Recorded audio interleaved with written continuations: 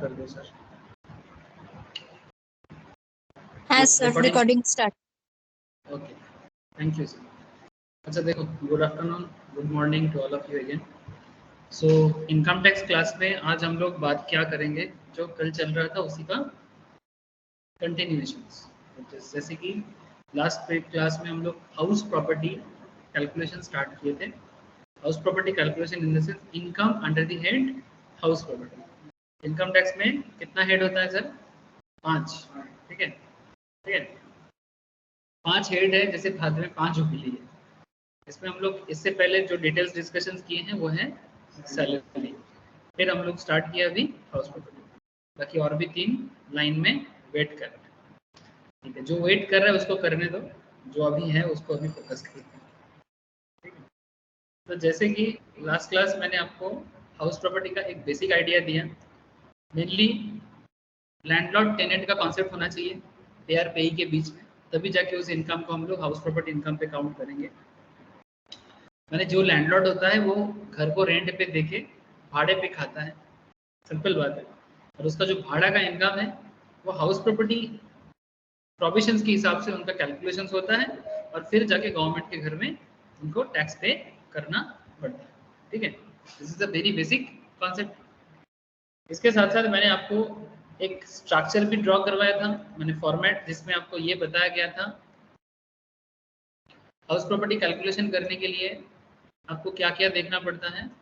एक let out property होता है, एक सेल्फ ऑक्युपाइड प्रॉपर्टी होता है ना सर।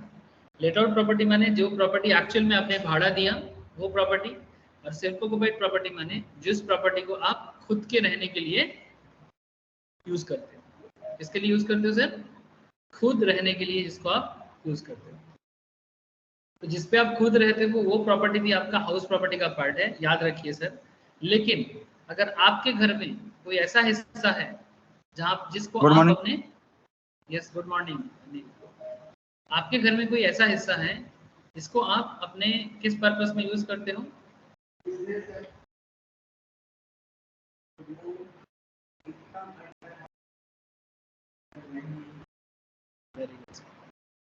সোমনিতার কি প্রবলেম হলো? এতগুলো অ্যাকাউন্ট থেকে জয়েন হচ্ছে কেন?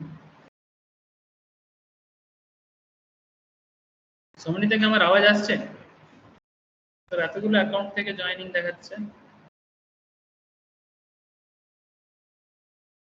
সবগুলো তুই আছিস তো? মোবাইল ল্যাপটপ কিছু কনফিউশন আছে নাকি?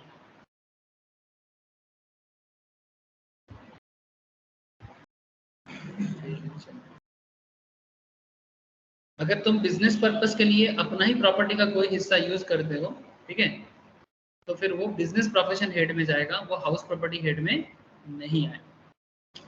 ये सब बात हुआ था। फिर आपको मैं और एक इंटरेस्टिंग चीज समझा था, इसमें आपको ये समझाया गया था कि सर वो क्या बोलते हैं इसको, आप खुद रेंट पे रह के जब किसी और को रेंट देते हैं, सबलेटिंग का कॉन्सेप्ट।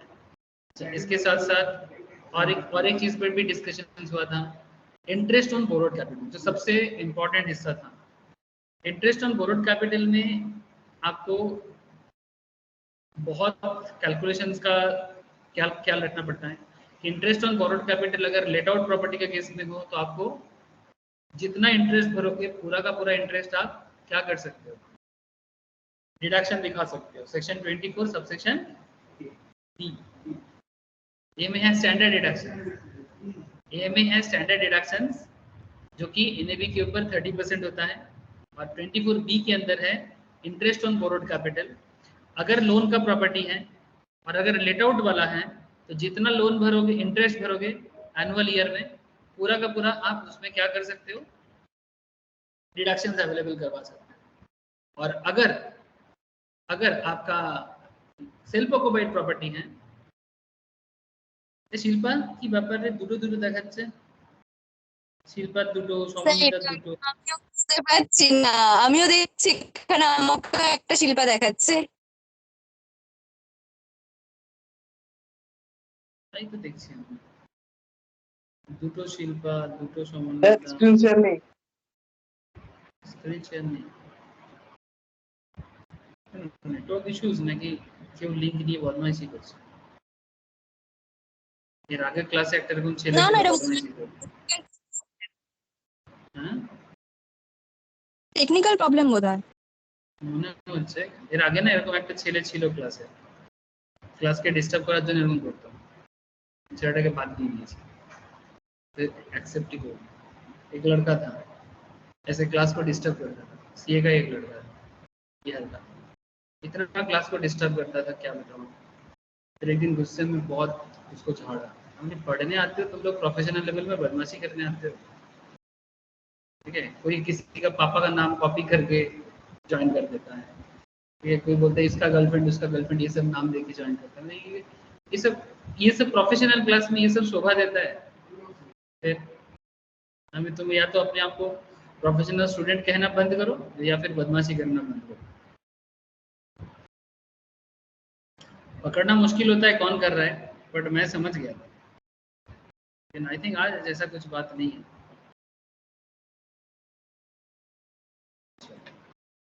तो अगर लेट आउट प्रॉपर्टी है तो जितना इंटरेस्ट भरोगे पूरा का पूरा इंटरेस्ट माइनस करने का मौका गवर्नमेंट देता है। लेकिन अगर सेल फॉरगॉट प्रॉपर्टी है तो आपके पास दो ऑप्शंस हैं, अगर या तो 2 लाख या तो 30,000 as the case.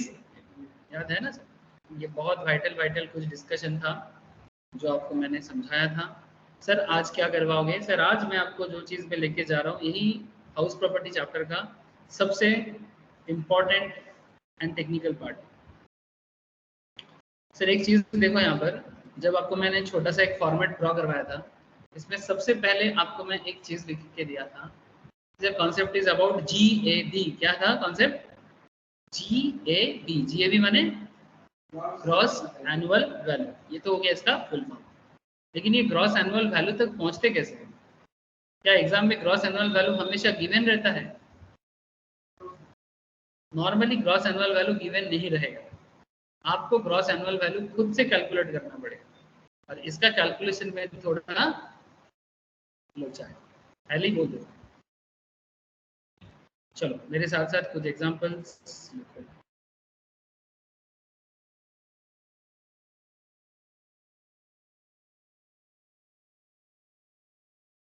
GA gross annual.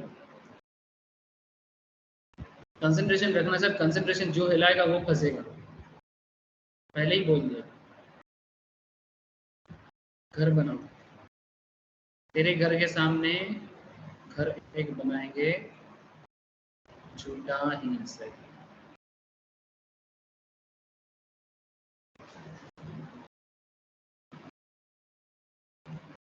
मेरा 3D घर बन गया। ये एक हाउस प्रॉपर्टी है, और एक हाउस प्रॉपर्टी दूसरे साइड में भी ड्रॉ करो।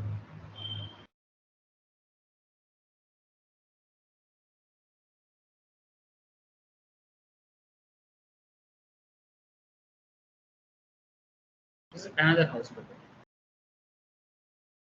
दो साइड में दो हाउस प्रॉपर्टी। से फॉर एग्जांपल एक हाउस प्रॉपर्टी है, चलो हम लोग केशवपुर, ठीक है। हम लोग का क्लासरूम कहाँ है? केशवपुर में। तो एक प्रॉपर्टी केशवपुर में लेते हैं, दूसरा एक प्रॉपर्टी केशवपुर के साइड वाला कोई एरिया ले लेते हैं, जो केशवपुर एरिया नहीं है ऐसा कोई एरिया ले लेते हैं। से फॉर एग्जांपल सॉल्ट लेक, सही रहेगा ना? केशवपुर के सबसे नजदीकी दो लोकेलिटी क्या है? एक सॉल्ट लेक है और एक दूसरा न्यू टाउन, ठीक है। न्यू टाउन थोड़ा पीछे आता है, सॉल्ट लेक एकदम पास में ही आता है। पूरा जितना एरिया केशवपुर है उतना एरिया ही सॉल्ट लेक भी शेयर कर लेता है side by side. Now Keshavpur और सॉल्ट लेक में मैं क्यों बात छेड़ा? सर आप मुझे बताओ केशवपुर और सॉल्ट लेक के अंदर प्रॉपर्टी का दाम ज्यादा कहाँ है? Salt lake. सर आंख बंद करके भी लोग बता सकता है कि प्रॉपर्टी का दाम सॉल्ट लेक में ज्यादा है। क्यों? क्योंकि वहाँ पर बेसिक फैसिलिटीज, एम्यूनिटीज, ठीक है, सिविक फैसिलिटीज जो होता है वो ज्यादा है, ठीक है। और ज्यादा होने के कारण और ऑर्गेनाइज्ड है, सरकार ने, गवर्नमेंट ने इसको प्लानिंग, आपके यहाँ पर सामने है ये एरिया देख पा रहे सर, ये है Keshavpur area,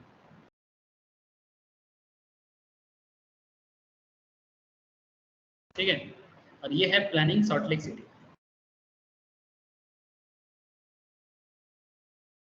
this is the planning salt lake city. इतना बड़ा सॉल्ट लेक में जितना लोग नहीं रहता है उससे ज़्यादा लोग केस्टोपुर में रहते हैं, ठीक है। तो what is the case sir, यहाँ पर मैं दो प्रॉपर्टी का हिसाब कराऊंगा आपको। और सर ये साइड में कौन है, जो सॉल्ट लेक और थोड़ा सा बड़ा भी है, सेक्टर 5 इधर है, मैं उसको नहीं पकड़ा। केस्टोपुर इस साइड में भी थोड़ा सा जाता है सर, तो उसको भी केस्टोपुर के अंदर ही काउंट करते हैं। चलो छोड़, इवन खाल के इस बार भी केस्टोपुर है। अब क्वेश्चन ये उठता है कि सर दोनों एरिया में प्रॉपर्टी तो है, एरिया तो है, अब दोनों एरिया में हाउस प्रॉपर्टी भी हो सकता है। अब मैं यहाँ पर आपको डिफरेंट हाउस प्रॉपर्टी का वैल्यूएशन सिखाऊंगा, ठीक है। और इसमें क्या हो जाएगा, कंपैरिजन भी हो जाएगा और कैलकुलेशंस भी समझ में आ जाएगा। चलो फिर से कौन, फिर से दो प्रिया नहीं, प्रिया एक काम करें सर, एक सिंपल म्यूनिसिपल वैल्यू लिखें, फेयर रेंट का एक हिसाब लिखें। एफआर माने फेयर रेंट, एमवी माने म्यूनिसिपल वैल्यू और एसआर माने स्टैंडर्ड रेंट, ठीक है। म्यूनिसिपल वैल्यू मानो दे देते हैं 70, ठीक है। फेयर रेंट मानो दे देते हैं 75, एसआर दे देते हैं से फॉर एग्जांपल 80। ये केस्टोपुर साइड का दे दिया। सॉल्ट लेक साइड का भी ऐसा ही कुछ दे दो, सिमिलर थोड़ा सा ज़्यादा। इसका म्यूनिसिपल वैल्यू 80 कर देते हैं। ये सब रेंटल वैल्यू है, ठीक है। ये 70 मैंने 70,000 है, बट आप 1000 वर्ड्स को नॉर्मल समझो, ठीक है। सॉल्ट लेक में म्यूनिसिपल वैल्यू है 80,000, सॉल्ट लेक का फेयर रेंट है से फॉर एग्जांपल 85,000 और सॉल्ट लेक का स्टैंडर्ड रेंट है 82,000। ये जस्ट एन एग्जांपल पर्पस में मैंने दिया, इसमें कोई रियलिटी के साथ इसका कोई लेना देना नहीं है, ठीक है।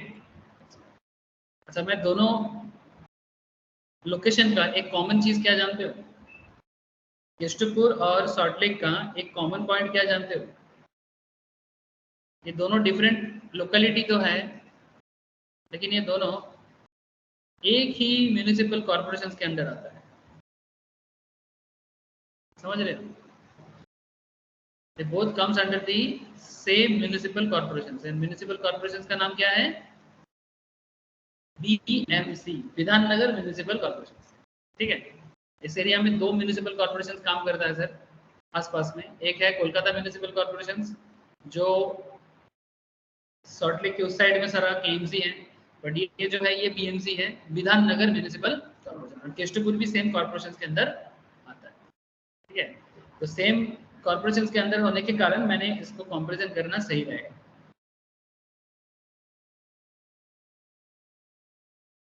ये हो गया बीएमसी, विधान नगर म्यूनिसिपल कॉर्पोरेशन। सर क्या करना क्या चाहते हो, प्रॉपर्टी बेचोगे क्या? अरे नहीं सर, इस पे कॉन्सेप्ट होता है सर, RER। क्या होता है? RER। RER माने reasonable expected rent, reasonable expected rent, short में कहते हैं RER। बोलता है कि कंपेयर करो, पहले लिखो फिर समझ में आ जाएगा। Compare municipal value with fair rent, take the higher one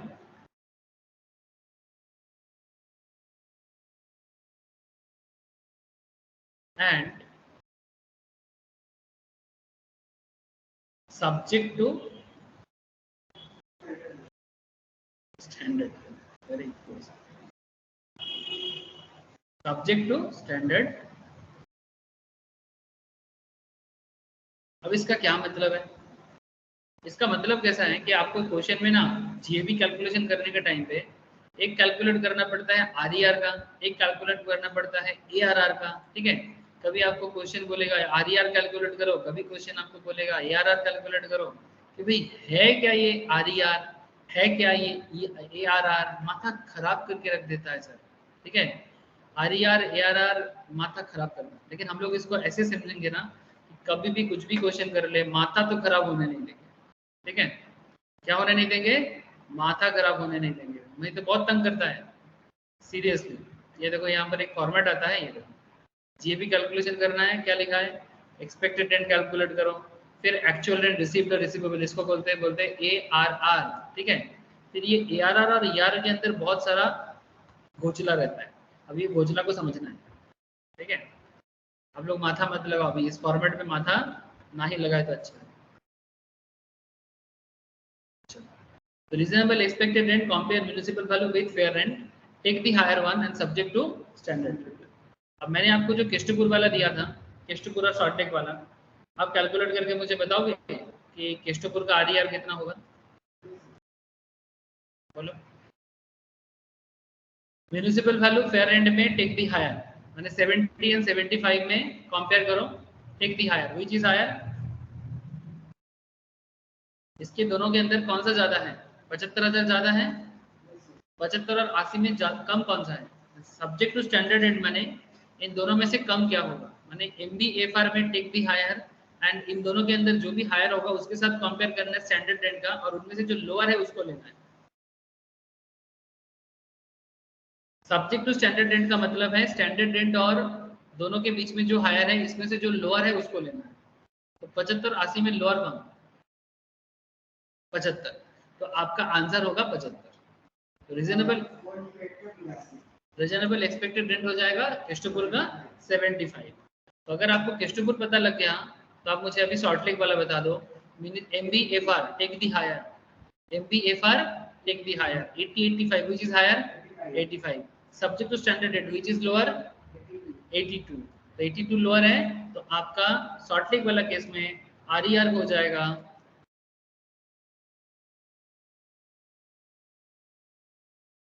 82। तो क्वेश्चन में अगर आपको सिंपल RER पूछते हैं तो आप इजीली RER कैलकुलेट कर सकते हैं। क्या हुआ,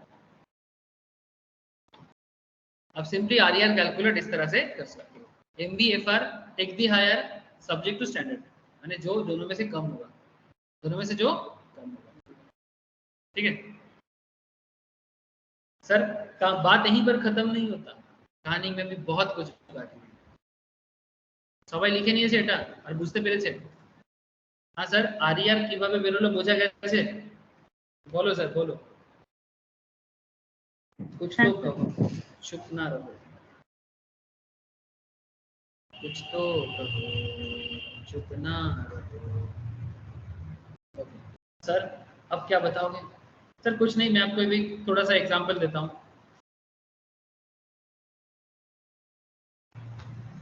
सर एग्जांपल कैसा होगा, लेकिन एक घर बनाते हैं, तेरे घर के सामने घर एक बनाऊंगा झूठा ही, ठीक है सर। घर बार बार बना के क्या करना चाहते हो, रहना चाहते हैं सर। MB 75, FR 80, SR होगा 90। आप मुझे बताओ स्टेप 1 सर। अच्छा और एक बात, जीएबी कैलकुलेशन के लिए ना हम लोग स्टेप फॉलो करते हैं, जिसको बोलते हैं स्टेप 1 स्टेप 2। जैसे मैं यहाँ पर लिखा था ना स्टेप 1, तो ये स्टेप 1 स्टेप 2 करके ही करेंगे। तो स्टेप 1 का ही दूसरा नाम है RER। तो मुझे बताओ अगेन RER कितना होगा, 75 80 90, बताओ अब RER। हाँ 80 80, थैंक यू सर। तो आपका RER या स्टेप 1 हो जाता है 80, ठीक है। RER या स्टेप 1 आपका हो जा रहा है सर 80, ठीक है। अब लिख दो कि आपका RER है 80, लेकिन इसमें आपको ट्विस्ट मिलेगा। क्या ट्विस्ट, ये जो घर है, ये जो घर है मानो इसका,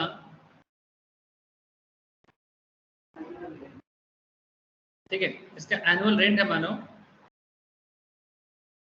चलो 8000 करके मान लेते हैं, 8000 टका भाड़ा है सर। अगर घर का भाड़ा 8000 है और 12 महीना रेंट पे रहता है कोई, तो उसको कितना रेंट मिल सकता है, बढ़िया है। हाँ अब इसमें ना बहुत सारा लोचा होगा। जब कोई बंदा घर भाड़ा देता है उसमें ऐसा भी हो सकता है कि उसका घर का भाड़ा हुआ ही नहीं, मैंने सॉरी घर का भाड़ा है पर घर का भाड़ा मिला नहीं, घर भाड़ा में दिया हुआ है लेकिन घर का भाड़ा मिला नहीं। इसको यहाँ पर हम लोग बोलते हैं यूआर। यूआर माने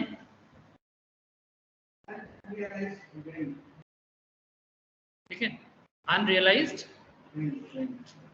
ठीक है, तो annual rent 96,000, unrealised rent question में फिलहाल तो आप नील मानो कुछ नहीं है। ठीक है, डैश दे। अच्छा, जो बंदा घर को भाड़ा देता है उसका एक और लोचा होता है। क्या लोचा होता है? सर वो भाड़ा तो दे रहा है लेकिन अगर 10 रूम है तो 10 में से 8 ऑक्यूपाइड है, तो खाली 1 महीना के लिए 2 महीना के लिए 8। हाँ, मतलब जिसको हम लोग बोल सकते हैं कि वैकेंसी। Very good. कि घर का भाड़ा किसी 2 महीने में उसको माने घर का भाड़ा ही नहीं हुआ, इन सिंपल घर का भाड़ा हुआ ही नहीं। हो सकता है कि साल में 12 महीना भाड़ा रहने की जगह 2 महीना घर खाली पड़ा।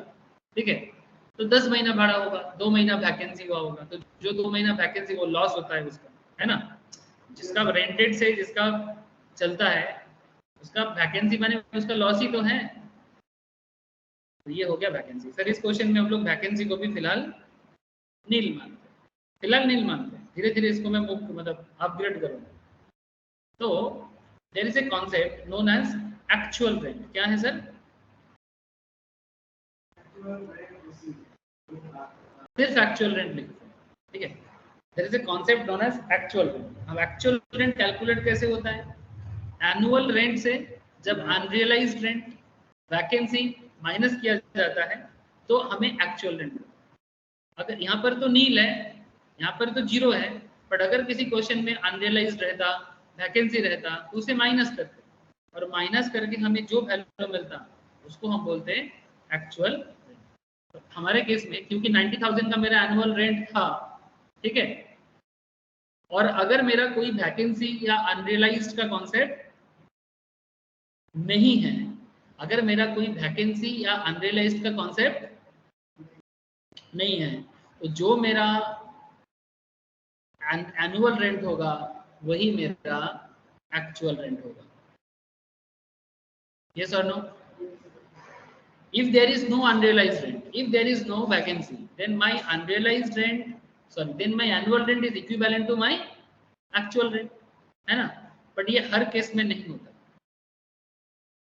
ये सिचुएशन टू सिचुएशन होता है।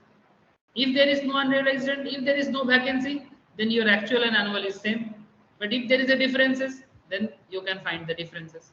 Okay, तो ये है एक्चुअल रेंट का नॉर्मल मतलब। लेकिन कहानी यहीं पर खत्म नहीं होता सर, कहानी क्या बढ़ता रहता है। हाँ, कहानी में तो हमेशा ट्विस्ट चलता रहता है। चलती का नाम गाड़ी। स्टेप 2, जैसे ही एक्चुअल रेंट का बात आता है तभी स्टेप 2 का बात आ जाता है। अब स्टेप 2 को हम लोग प्यार से कहते हैं, प्यार से माने शॉर्ट में, प्यार से कहते हैं ARR। What is ARR? ARR का मतलब होता है एक्चुअल रेंट रिसीव्ड और रिसीवेबल। एक्चुअल रेंट रिसीव्ड और रिसीवेबल।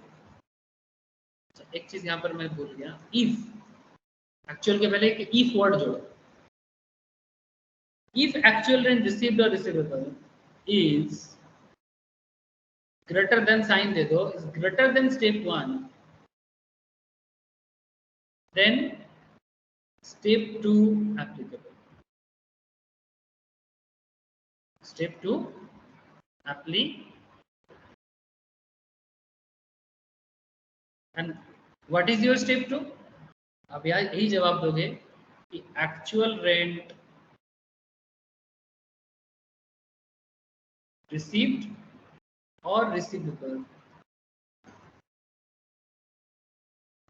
एक्चुअल रेंट रिसीव्ड और रिसीवेबल, यही होगा आपका step 2। Actual rent received and receivable is your step 2, is your step 2। लेकिन सर एक्चुअल रेंट रिसीव्ड और रिसीवेबल तभी स्टेप 2 में होगा अगर वो स्टेप 1 से बड़ा होगा। तो अगर स्टेप 2 का वैल्यू स्टेप 1 से छोटा हो जाता है, अगर स्टेप 2 का वैल्यू स्टेप 1 से छोटा हो जाता है तो फिर स्टेप 2 पिक्चर में नहीं आएगा। ठीक है, सर जैसे बता रहा हूँ पहले पूरा ध्यान से सुनो, उसके बाद दिमाग लगाना, दिमाग लगाने का मौका दूंगा मैं, ठीक है? पहले सुन लो, पूरा सुन लो, पहले लिख लो, फिर मैं आप लोगों को दिमाग चलाने का पूरा मौका दूंगा। यहाँ पर ये बात भी लिख दो, if actual rent received or receivable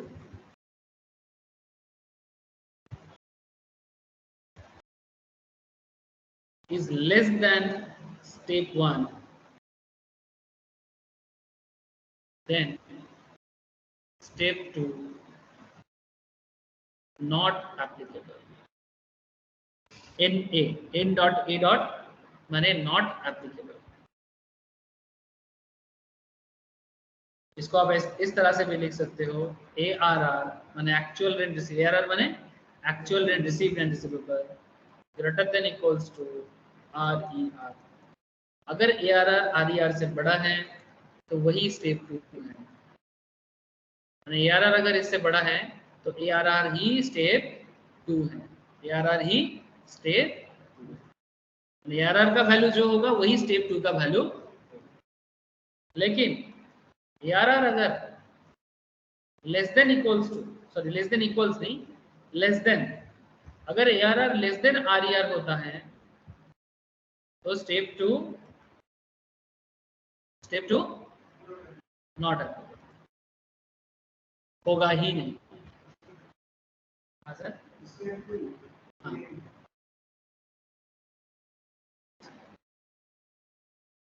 ठीक है, स्टेप 2 होगा ही, ठीक है, यहाँ तक लिख लिया ना sir?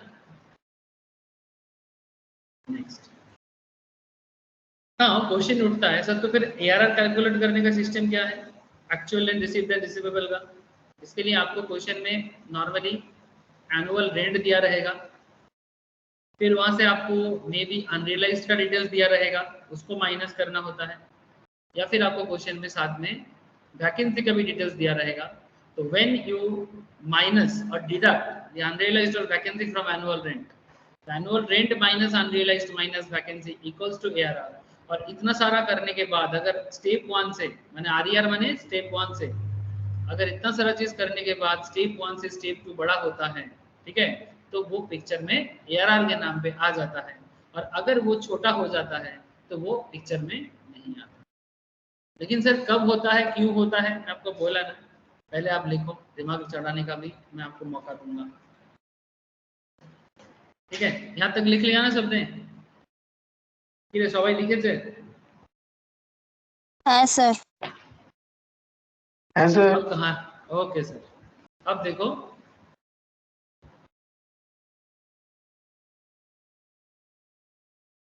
There is a concept of step 3 also. Step 1 के बारे में आइडिया मिला जिसको RER कहते हैं, स्टेप 2 के बारे में आइडिया मिला जिसको ARR कहते हैं। अब कहानी में कॉन्सेप्ट आ जाता है स्टेप 3 का, जो कि बहुत वाइटल है और एग्जाम में ज्यादातर केस में आपको स्टेप 3 तक ही जाना पड़ता है, डिपेंड ज्यादातर केस में ही होना चाहिए, स्टैंडर्ड क्वेश्चन में स्टेप 3 तक जाने का मौका मिलता है।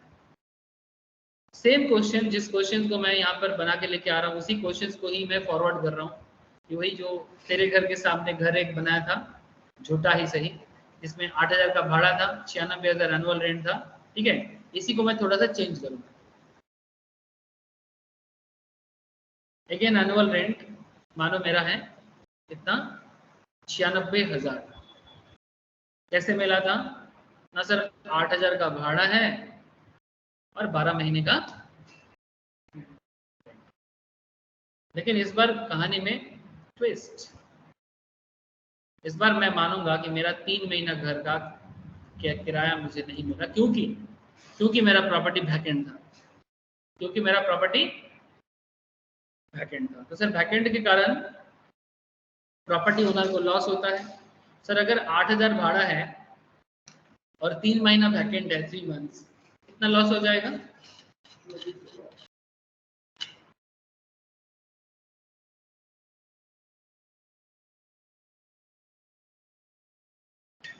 $24,000 है ना? तो अगर आपका वैकेंसी के कारण लॉस है 24,000 का, 24,000 का। तो आप 96 से लॉस को माइनस करो तो 72,000, ये 72,000 आपका हो जाएगा एक्चुअल रेंट, है ना। ये 72,000 इज योर एक्चुअल रेंट, है ना।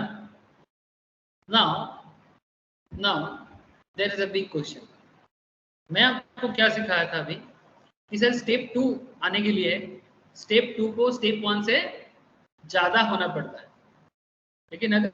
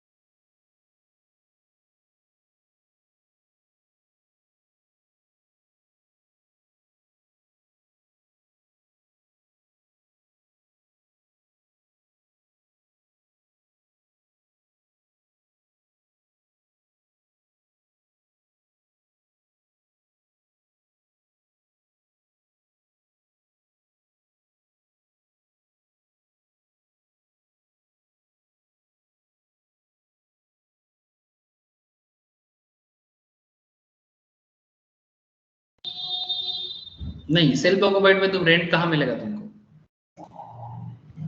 सेल्फ ऑक्युपाइड में तुमको रेंट मिलेगा क्या? ये सबको ही कनेक्टेड है क्या? হ্যাঁ স্যার। এখানে ইলেকট্রিসিটি ইস্যুস হয়েছে, ঠিক আছে।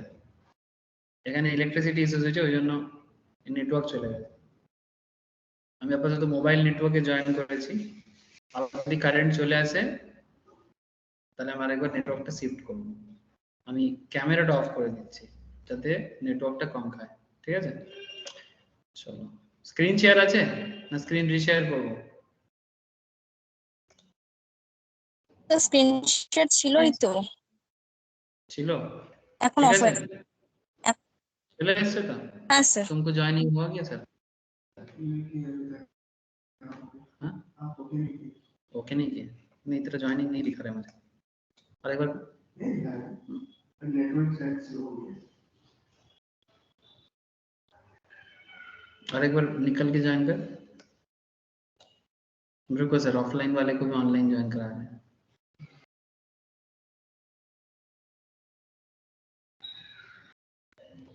ये सर अभी तो नेटवर्क है।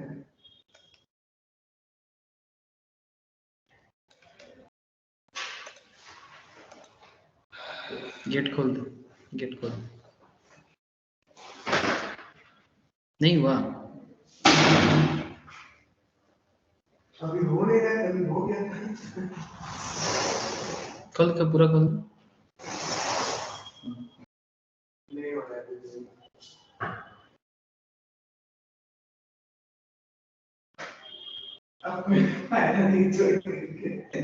नहीं कर ले कर ले कर ले, जब तक मेरा नेटवर्क वापस नहीं आ जाता तब तक कर ले।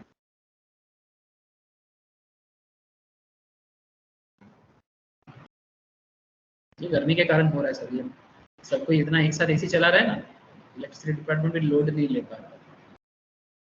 नहीं हो रहा है तेरा ज्वाइनिंग, मेरे को तो अभी तक मैसेज नहीं आया। अभी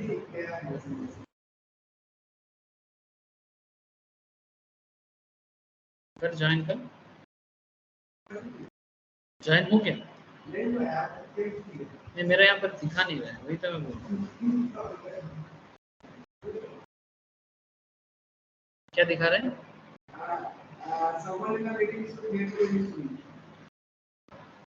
एक बार पूरा निकल जाओ वहां से, गेट से कर। अब शायद है, ये तो क्यों नहीं कर रहा है?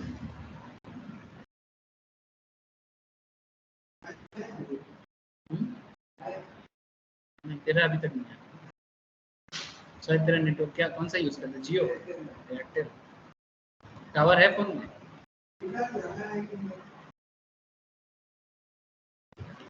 रुक जा, इधर भी तो आ गया है मेरा, इधर ये आएगा तो थोड़ा सा रुक जाओ सर, थोड़ा सा रुक जाओ। सबको आवाज आ रहा है मेरा, जो लोग ऑनलाइन में हो?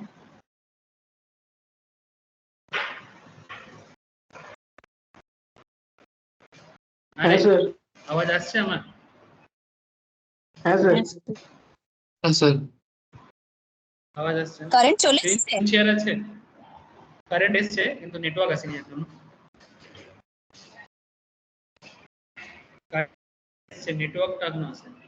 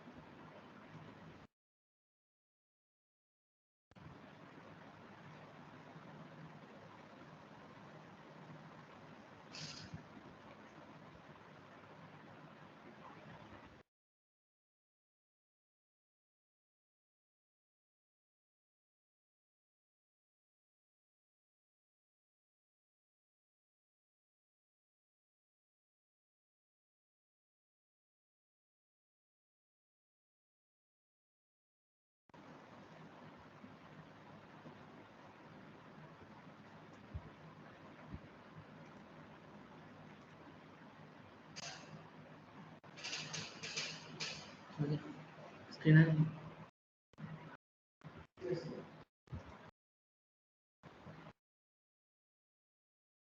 एक सर कोई मुझे एक बार कंफर्म करो तो।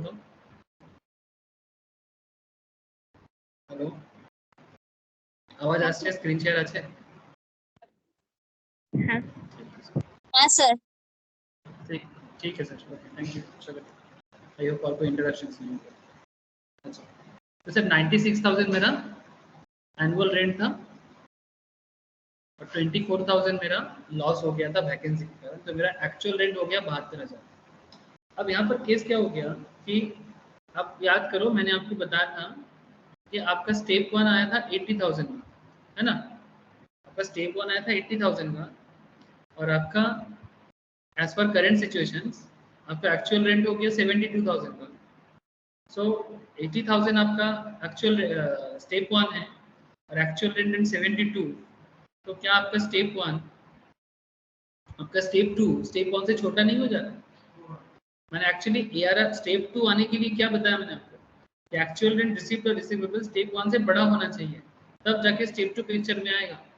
लेकिन जब स्टेप 2, फिर से बता रहा हूँ, जब स्टेप 2 स्टेप 1 से छोटा हो जाता है, मतलब बेसिकली जब एक्चुअल रेंट रिसीव्ड और रिसीवेबल, जब एक्चुअल रेंट रिसीव्ड और रिसीवेबल स्टेप 1 से कम हो जाता है, तब स्टेप 2 पिक्चर में नहीं आता है। ठीक है, तो सर पिक्चर में स्टेप 2 नहीं आएगा तो क्या स्टेप 3 आ सकता है? The answer is yes, but there is such some conditions. Step 3 आने का कुछ कंडीशंस है, जैसे कि वैकेंसी। ये जो एक्चुअल रेंट का वैल्यू 72 के, मैंने यहाँ पर मैं लिख देता हूँ आपको, लिखो आप भी। स्टेप 1 कितना आया था 80 के, स्टेप 2 कितना आया, स्टेप 2 कितना आया, step 2 not applicable, and step 3 हो जाएगा 72 के। Now question is why. इसमें स्टेप 3 का जो रीजन काम करता है सर, स्टेप 3 का जो रीजन काम करता है कि स्टेप 3 तभी पिक्चर में आता है जब स्टेप 2 पिक्चर में नहीं आता है। और स्टेप 2 पिक्चर में क्यों नहीं आया? Because actual rent he step 2 होता है, पर एक्चुअल रेंट को स्टेप 2 में आने के लिए स्टेप 1 से ज्यादा होना पड़ता है। लेकिन in this case actual rent 72,000 is less than step 1 80,000, and इसका रीजन क्या है? वैकेंसी। तो जब वैकेंसी के कारण, पॉइंट टू बी नोटेड, जब वैकेंसी के कारण मेरा एक्चुअल रेंट स्टेप 1 से कम पड़ जाता है, तब पिक्चर में स्टेप 3 आ जाता है। अब इसका कैलकुलेशन कैसे करोगे?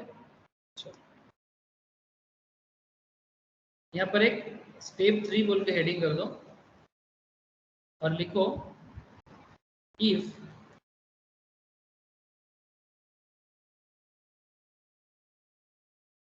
actual rent received or receivable. If actual rent received or receivable is less than step 1, step 2 not applicable, है ना? But if such a decline is due to vacancy, if such a decline is due to vacancy and not by any other situation and not by any other factor, not by any other factor, then step 3 come into the picture, into the तो step 3 picture में कब आता है? If actual rent received और receivable is less than step 1, step 2 आएगा ही नहीं, but if such a decline is due to vacancy and not by any other factor then step 3 come into the picture. ठीक है, यहां तक लिख लिया सभी ने? यहाँ पर एक फ्रीक्वेंटली आस्क्ड क्वेश्चन की तरह एक पॉइंट लिखो, sir then how to calculate step 3। तो फिर स्टेप 3 कैसे कैलकुलेट करें? हाँ सर, स्टेप 3 को कैलकुलेट करने के लिए आपको क्या करना पड़ता है? First compare annual rent with step 1। पहले स्टेप 1 के साथ एनुअल रेंट को कंपेयर करो। Compare annual rent with step 1, take the higher, दोनों में से जो ज्यादा होगा, फिर जो भी अमाउंट ज्यादा होगा उसको काउंट करना है एंड डिडक्ट करना है loss due to vacancy. Annual rent compare with step 1, take the higher and deduct loss due to vacancy, तो आपको स्टेप 3 मिल जाएगा। ठीक है, जैसा बता रहा हूँ ऐसा ही करना। बहुत सारा तरीका से कभी कभी क्या होता है ना, आंसर मैच कर जाता है खिचड़ी पका के, लेकिन आंसर मैच करना बड़ी बात नहीं है, स्टेप सही करना बड़ी बात है। कई बार ऐसे भी हो सकता है कि तुम्हारा आंसर किसी भी तरह से, मानो 90,000 आना चाहिए, 90,000 किसी भी तरह से आ गया, क्योंकि हो सकता है कि कुछ अमाउंट मिसिंग है, कुछ है, आ जाता है। लेकिन क्या होता है ना, अगर ऐसे खिचड़ी पका के आप मैच करा देते हो, फिर आगे जाके फंस जाओ। तुम्हारा स्टेप क्लियर कट होना चाहिए। जैसे कि आपको क्या बोला कि compare annual rent with step 1, take higher, deduct loss due to vacancy, ये पूरा स्टेप फॉलो करो। कोई बोलेगा नहीं सर मेरा ऐसा करके भी आ रहा है, नहीं, कैसे भी करके आए डजेंट मैटर, आपका कंपैरिजन करने का सिस्टम नहीं होना चाहिए। तो आपको आगे आगे मुझे और की क्वेश्चन प्रैक्टिस करवाऊंगा ना, आपको पता लगेगा कि यहाँ पर कभी कभी मतलब क्या बोलते हैं उसको हम लोग बंगाली में बोलते हैं ग्वाजा मेल, ठीक है। ग्वाजा मेल समझते हो? ग्वाजा मेल माने तुक्का से कुछ मैच कर गया, क्या बोलते हैं उसको हिंदी में? माने अंधाधुन आ गया, हाँ इत्तेफाक से आ गया, वो तो उर्दू हो गया, ठीक है, इत्तेफाक से आ गया, हाँ। लेकिन उसको आप आंसर मत मानना, आपको हमेशा सिस्टमेटिक वे से चलना है, हाँ? हुआ था ऐसा?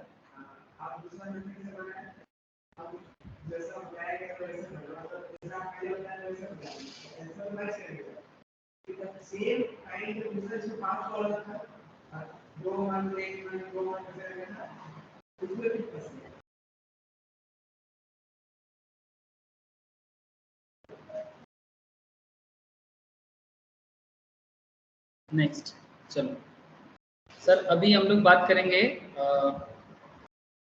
एक और कॉन्सेप्ट आता है सर, सेम क्वेश्चन के अंदर ही मैं थोड़ा सा इम्प्रोवाइजेशन करता हूँ, जो चल रहा है एग्जाम्पल उसी एग्जाम्पल में। जैसे कि आपको पता है कि हम लोगों ने म्यूनिसिपल वैल्यू क्या लिया था 70, तो ये दूसरा एग्जाम्पल, म्यूनिसिपल वैल्यू मानो 70 है,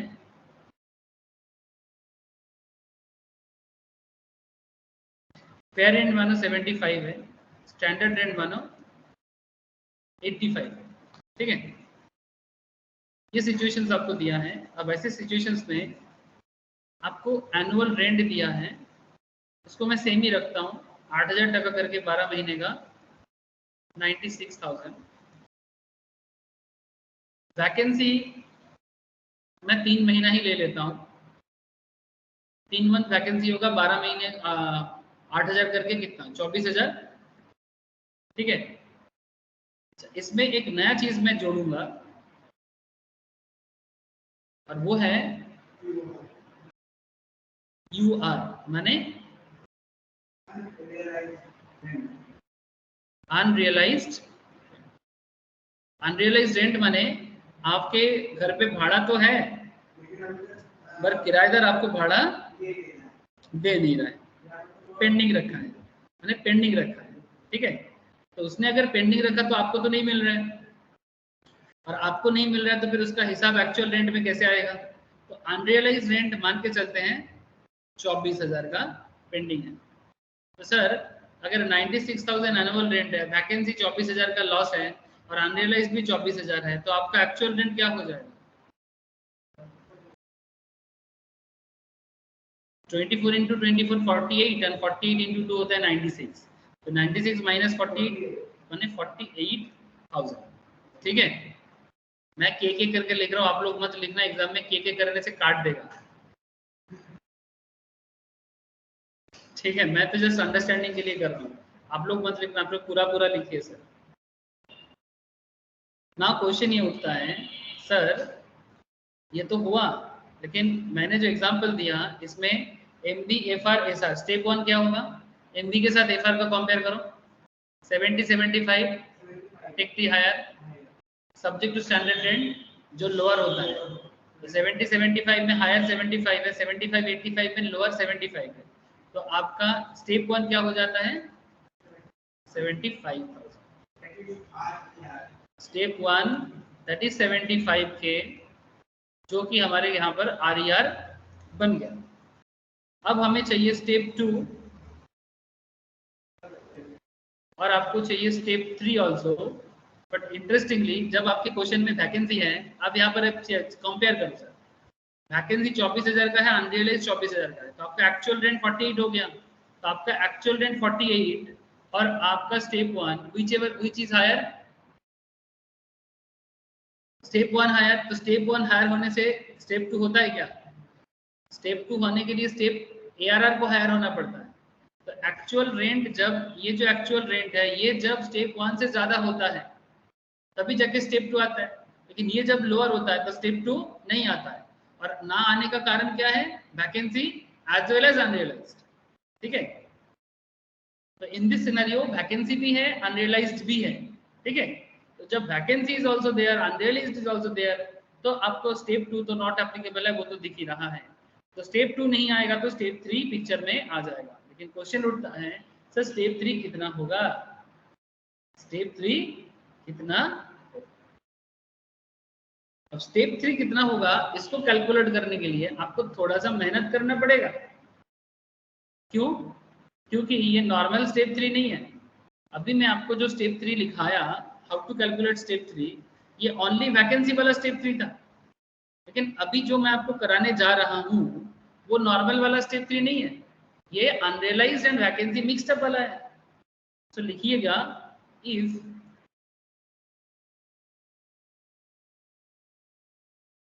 if there is an unrealized rent with vacancy,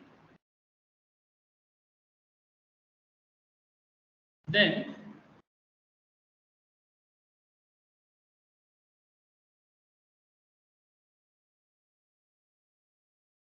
unrealized rent will deduct from, then ऐसा लिखो, then first unrealized rent will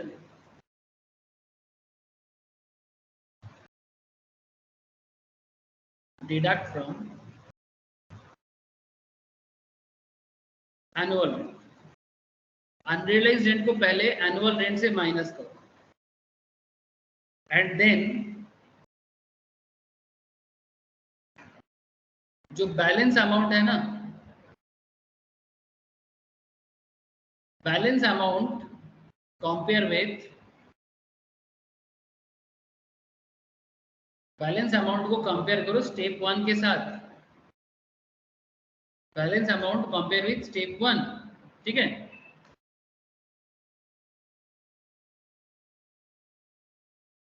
take higher, उनमें से जो ज्यादा होगा, मैंने बैलेंस अमाउंट के साथ स्टेप 1 को कंपेयर करिए, टेक दी हायर एंड फिर जाके डिडक्ट करो लॉस ड्यू टू वैकेंसी। अब ये जो क्वेश्चन चल रहा था इस पे आपको क्या करना चाहिए, सबसे पहले 96 से माइनस करो अनरियलाइज्ड को, ठीक है। क्या बोला, first unrealised rent deduct from annual rent, तो एनुअल कितना था 96, वहां से अनरियलाइज्ड को माइनस करो, कितना होता है 94 माइनस 24, 96 माइनस 24 72, तो 72 ये जो आया सर इसके साथ कंपेयर करना है स्टेप 1 को, 72 and 75, take the higher, take the higher, कौन सा बड़ा है 72 और 75 में 75 इज हायर, और फिर 75 से माइनस करो लॉस ड्यू टू वैकेंसी, यानी 24 का लॉस था, तो 75 माइनस 24 कितना होता है 51, ये स्टेप 3 में आ जाएगा 50।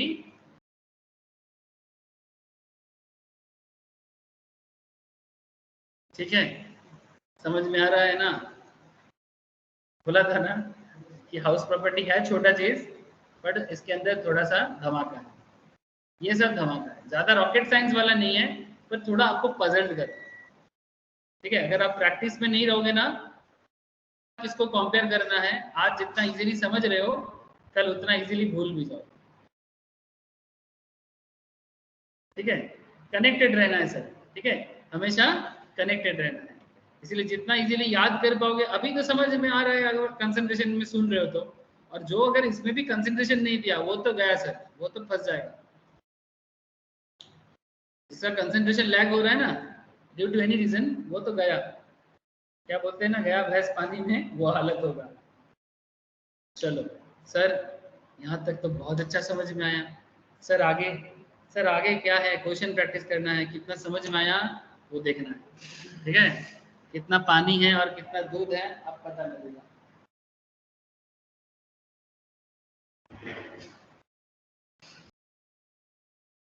कितना दूध है और कितना पानी अब आएगा समझ में। चलो लेते हैं मजा, देखते हैं कौन देता है सही जवाब। कैलकुलेशन ऑफ GAV,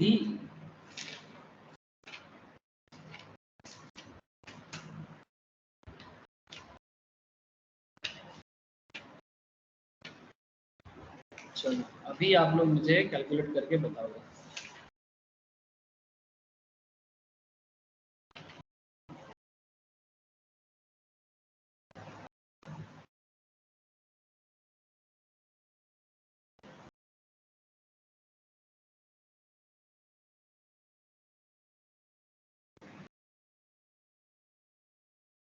एक सेकेंड सर, क्वेश्चन थोड़ा जुगाड़ करता हूँ, पास में ही है पर देख रहा हूँ कौन सा क्वेश्चन आपको कराना सही रहेगा। मेरा एक सीरीज ऑफ क्वेश्चन होता है जीएवी का, वो मिल जाए ना मजा आ जाए। कहाँ चला गया, इसी में था। मैंने एक पुराना 4-5 क्वेश्चन का सीरीज है। हाँ हाँ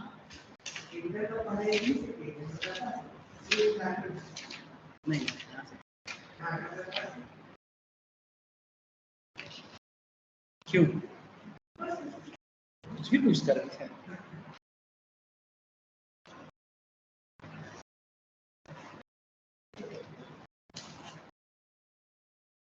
चलो नेक्स्ट एग्जाम्पल का।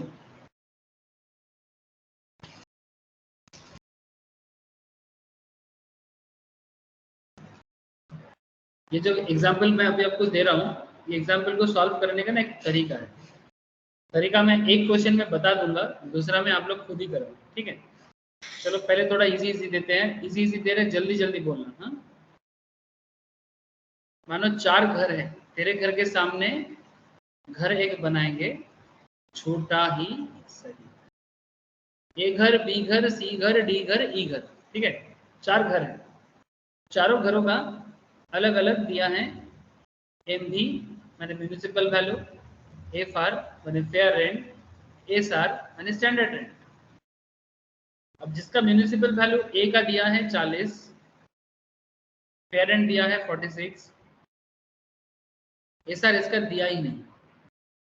बी में दिया है 40, 46, 45, इसका दिया है मैंने सर 1000 में मान के चलो सर, अब मैं 1000 और लिखा नहीं रहा हूँ।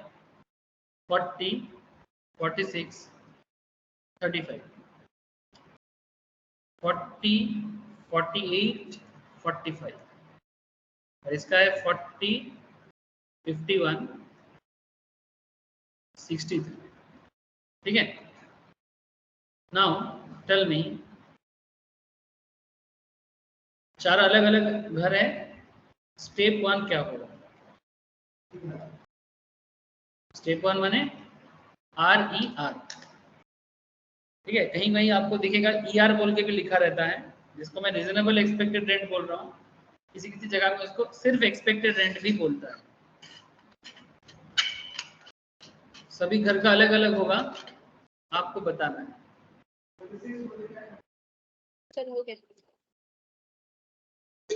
हो गया? चलो बताओ, गोपाल क्या बोला?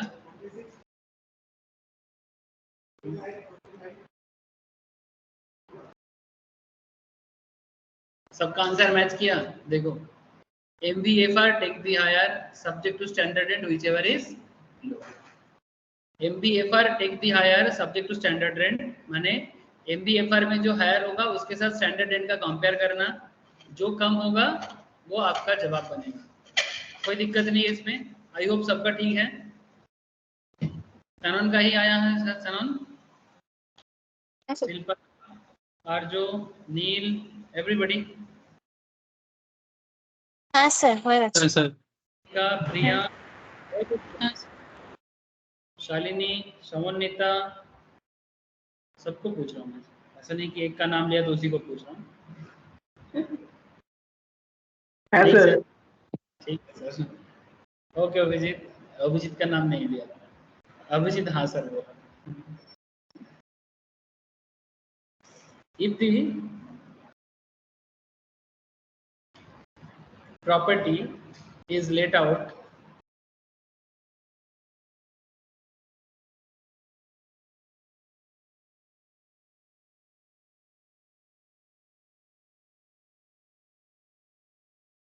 throughout the year, no unrealised and no vacancy. Property साल भर भाड़ा दिया हुआ है। अब जो एग्जाम्पल होने जा रहे हैं जिसका कुछ ऐसा है हिसाब किताब, H1, H2, H3, H4, H5, H1, H2, H3, H4, H5, MV, FR, SR और एनुअल रेंट दिया है।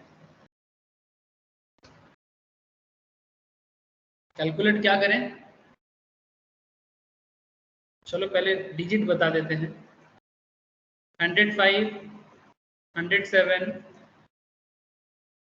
ना मैंने नॉट एप्लीकेबल एंड लास्ट में एनुअल रेट है 102। H2 का भी लिख लो, 105, 107, 88 के 110। हाउस 3 का लगा दो, 105, 107, 88, 85। H4 का भी कर लो सर, 105, 107, 135, 112। हाउस प्रॉपर्टी 5 का कर लो, 105, 107, 135 एंड लास्ट वाला है 96। ठीक है, करना क्या है?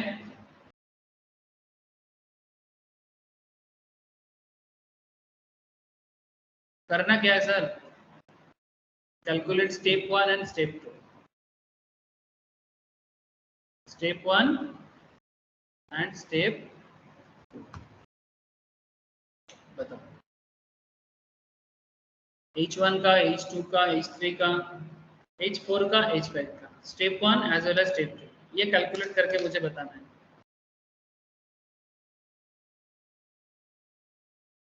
देखिए जरा कौन देता है आंसर पहले।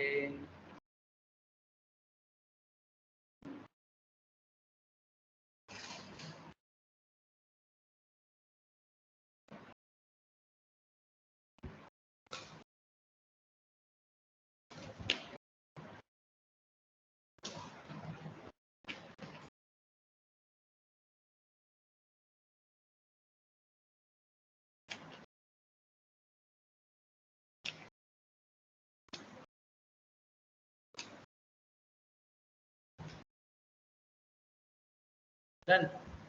चलो H1 का, H2, फिर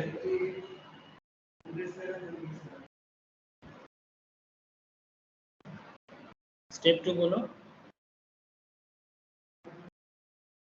100, इसका, इसका, इसका, इसका,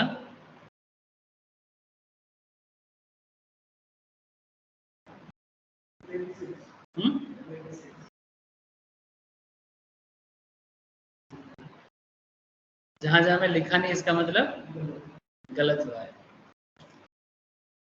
सर। चलो फटाफट देखो, जिसका हुआ है जिसका नहीं हुआ है सब देखो। देखो मैंने आपको जो रूल अभी तक सिखाया उसी रूल के बेसिस में ही पूरा आंसर होने वाला है। स्टेप 1 तो देखो सही है, MBFR take the higher subject to standard rate 105, 107 take the higher 107। Standard rate इसका है नहीं, है ना, स्टैंडर्ड रेट गिवन नहीं है, तो गिवन नहीं है तो 107 ही हो जाएगा स्टेप 1। इसी तरह से 105, 107 take the higher, 107 subject to standard, 88 is the lower, तो 88 हो जाएगा स्टेप 1। इसी तरह से बाकी सब आंसर ठीक है, बाकी सब आंसर मुझे गोपाल ने बताया ठीक है। आई होप बाकी लोगों का भी जिनका ठीक हुआ है इसी तरह से ठीक हुआ होगा। लेकिन गोपाल ने मेरे को यहाँ पर अभी 110 और इधर 112, ये दोनों आंसर स्टेप 2 सही दिया, बाकी जो 3 जवाब है वो मेरे को गलत दिया। पता नहीं बाकी किसी का सही हो तो बोलो ये सर क्या होगा। स्टेप 2 का स्टेप तीनों में नॉट एप्लीकेबल होगा।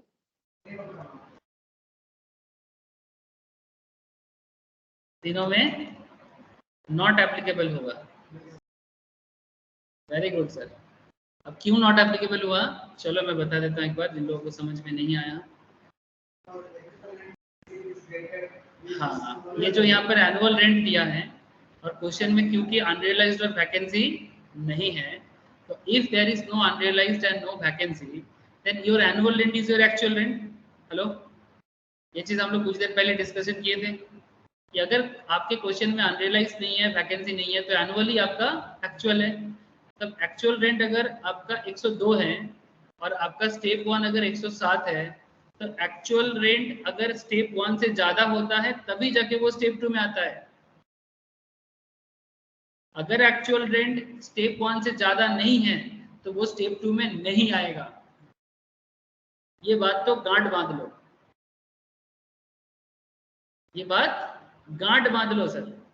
अगर स्टेप 2 माने एक्चुअल रेंट तभी आएगा, या स्टेप 2 में कोई अमाउंट तभी आएगा जब वो स्टेप 1 से ज्यादा होगा।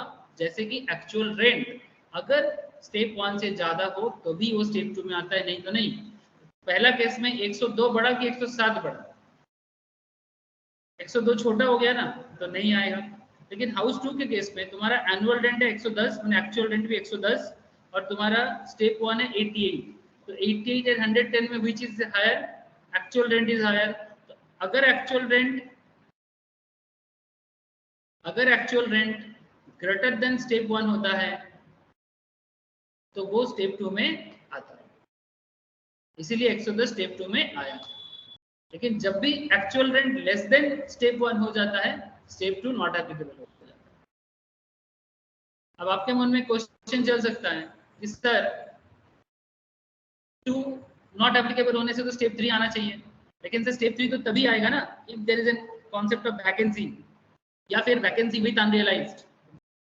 लेकिन इस क्वेश्चन में तो ऐसा कुछ भी नहीं है, ठीक है। Similarly question number house number 3 में भी आपका एनुअल या एक्चुअल है 85 और आपका स्टेप 1 कितना आया था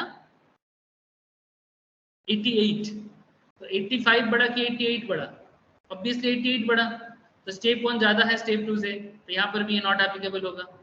सिमिलरली लास्ट वाला क्लास केस में भी नॉट एप्लीकेबल का केस होगा। जैसे कि 105 यहाँ पर आपका 96 है, तो 96 और 107 में 96 छोटा है, तो अगेन ये नॉट एप्लीकेबल होगा, ठीक है। सिली मिस्टेक हो गया ना सर।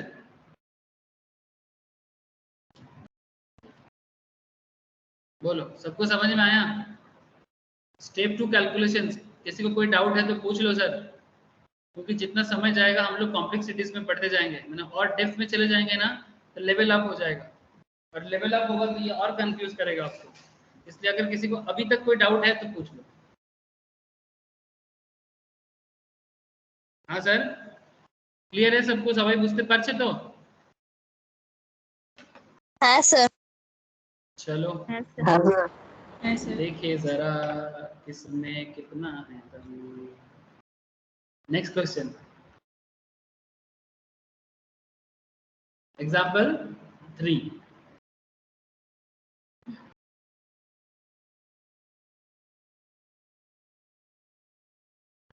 ये एक ऐसा सिनारियो है, लिख लो, property is let out throughout the previous year.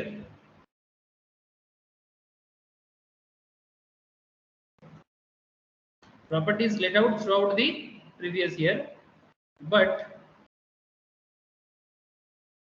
entire rent could not be collected. Property is let out throughout the previous year, but entire rent could not be.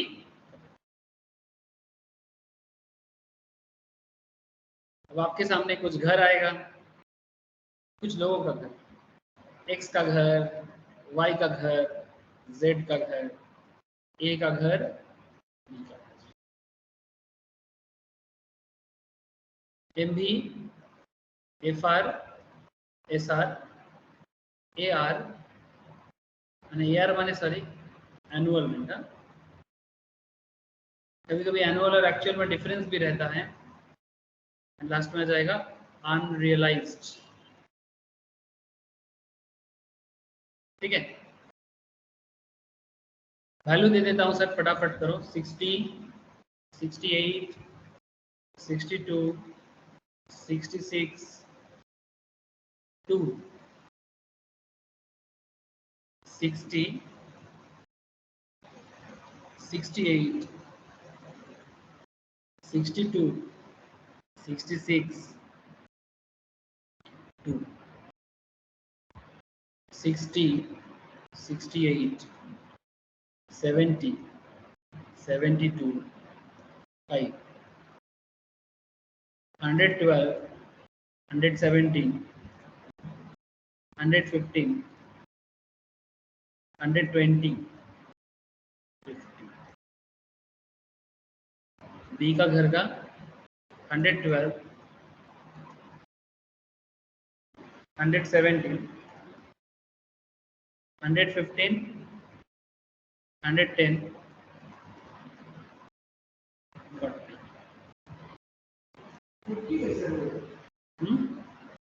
हाँ ये 50 है, ये वाला 40 है। करना क्या है,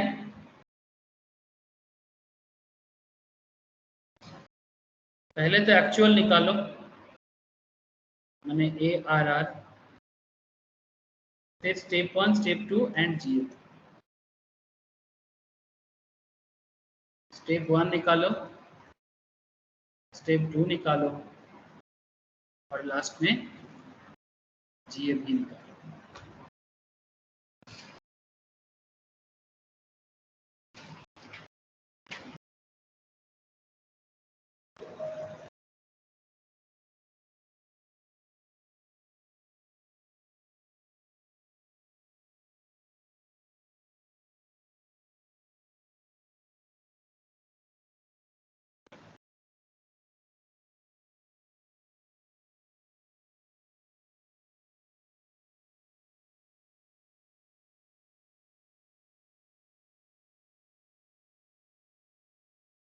करो सर। স্যার আওয়াজ আসছে? হ্যাঁ আওয়াজ আসছে।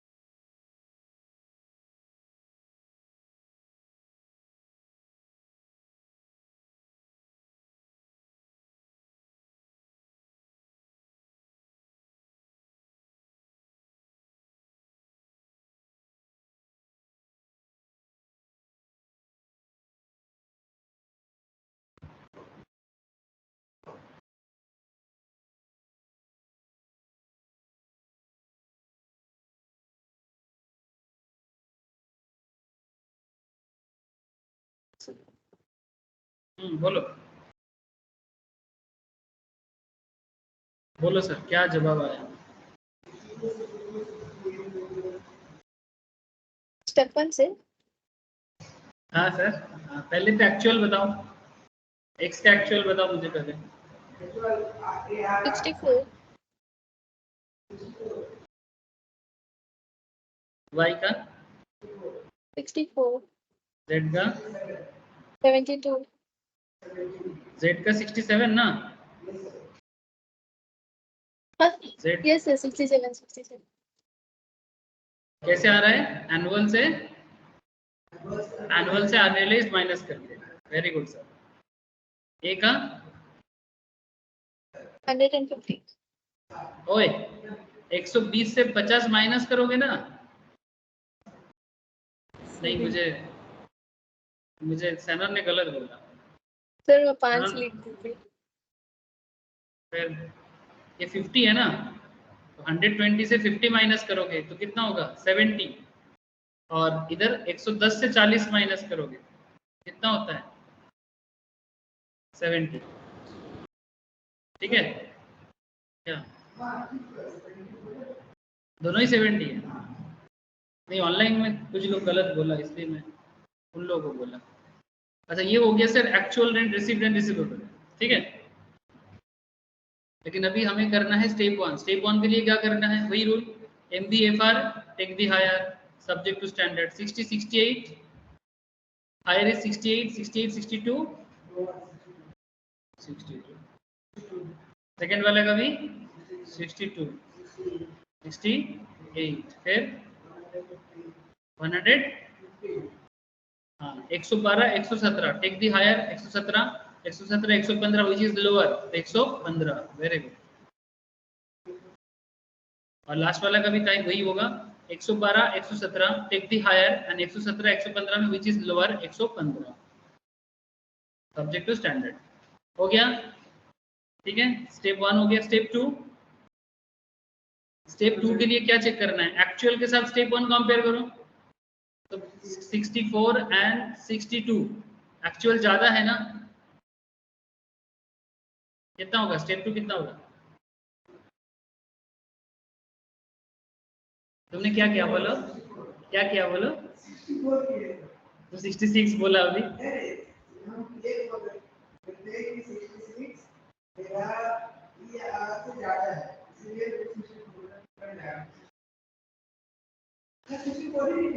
सही लिखा ना, ठीक है। तो 64 आपका एक्चुअल है, ठीक है। तो एक्चुअल अगर स्टेप 1 से ज्यादा हो तो स्टेप 2 होगा। तो 64 ज्यादा है कि 62 ज्यादा है, 64 ज्यादा, तो if 64 that is actual rent received and receivable, step 1 से अगर ज्यादा हायर होता है तो स्टेप 2 में 64 बैठ जाएगा। और जो आपका लेटेस्ट स्टेप आएगा वही आपका जीएबी है, जो लेटेस्ट स्टेप होता है वही जीएबी होता है। अगर मानो किसी क्वेश्चन में आपको स्टेप 2 मिल नहीं रहा है और स्टेप थ्रू कभी नहीं जा पा रहे हो तो स्टेप 1 ही जीएबी होगा। स्टेप 2 नहीं हो रहा है और स्टेप 3 में जाने का डेटा नहीं है तो स्टेप 1 इज योर जीएबी। किसी किसी केस में तो ऐसा भी होता है कि कुछ भी नहीं दिया रहता, सिर्फ रेंट दिया रहता है, तो रेंट को ही जीएबी मान लेना पड़ता है। ये सब आपको मैं क्वेश्चन पे क्वेश्चन दिखाऊंगा बाद में, लेकिन जब सारा इंफॉर्मेशन अवेलेबल हो तो कैलकुलेशन ऐसे करना पड़ेगा। 64 62 व्हिच इज हायर 64, तो अगेन 64 स्टेप 2 में आएगा और जीएबी अगेन हो जाएगा 60 67 68 60 क्या 68 इज व्हाट, स्टेप 2 होगा कि नहीं, स्टेप 2 नॉट एप्लीकेबल ना, क्योंकि मेरा ARR जो है वो कम है, मेरा स्टेप 1 जो है वो ज्यादा है। तो 68 मेरा स्टेप 1 है पर 67 मेरा ARR है, तो वो नॉट एप्लीकेबल होगा, लेकिन जीएबी हो जाएगा 60, ठीक है। 70 115 स्टेप 1 बड़ा है, स्टेप 2 छोटा है, लेकिन ये भी नॉट एप्लीकेबल और आपका जीएबी हो जाएगा 100। और फाइनल केस में भी सेम टू सेम 70 एंड 115 में स्टेप 2 नहीं आएगा क्योंकि स्टेप 2 बड़ा होने से ही आता है, जीएबी हो जाएगा 100। बोलो सर, सबको क्लियर? Yes. नेक्स्ट, धीरे धीरे लेवल अप हो रहा है ना, हाँ धीरे धीरे लेवल अप हो रहा है। जितना लेवल अप होगा एग्जाम में कितना भी क्रिटिकल जीएबी वाला सिचुएशंस हो जाए आप घबराओगे नहीं, ठीक है। इसलिए मैं जितना सारा सिचुएशंस हो सकते हैं सारा सिचुएशंस करवा दे रहा हूँ, क्योंकि एग्जामिनेशन डिपार्टमेंट मेरे को पूछ के क्वेश्चन थोड़ी ना करेगा, है ना।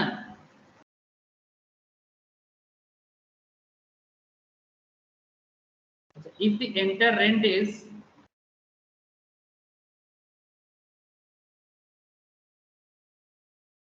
if the entire rent is collected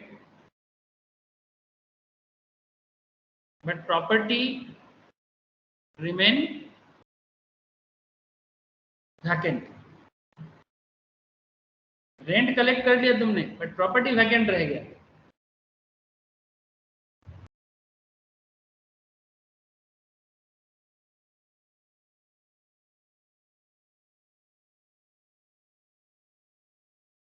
rent is collected but property remains vacant, ये सिनेरियो है। चलो इस सिनेरियो में कुछ घर बनाते हैं, XYZ ABCD,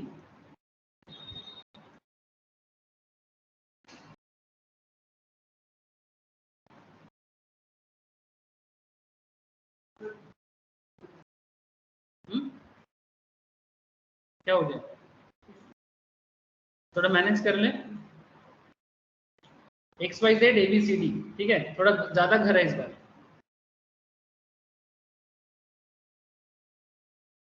चलो मुझे बताओ,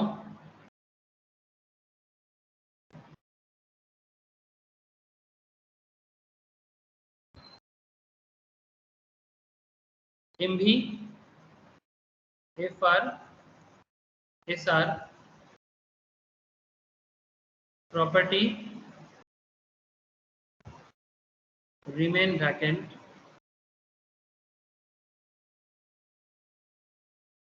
and UR माने unrealized rent।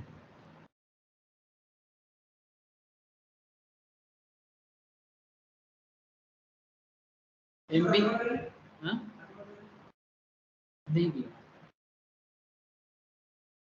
नहीं दिया, 60 65 59.5 72 1 61 66 59 57 1.5। ओहो सॉरी,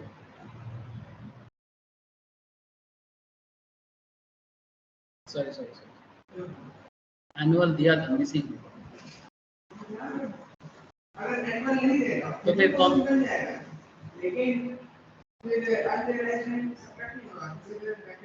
फिर हिसाब कैलकुलेशन नहीं होता,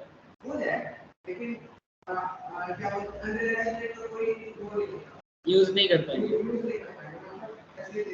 तो MB FR SR फिर बीच में घुसाना पड़ेगा,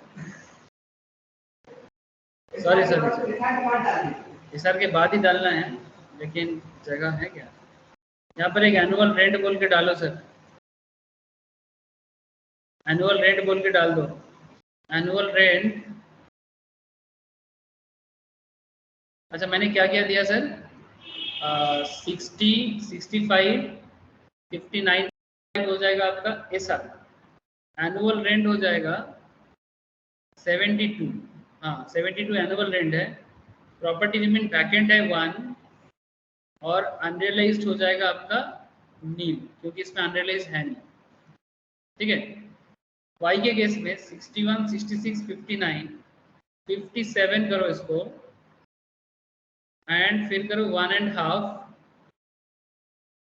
एंड नेक्स्ट वाला करो नील। जेड के केस में करो 60 64.5 63 72 5 एंड लास्ट वाला कर दो नील। ए के केस में कर दो 80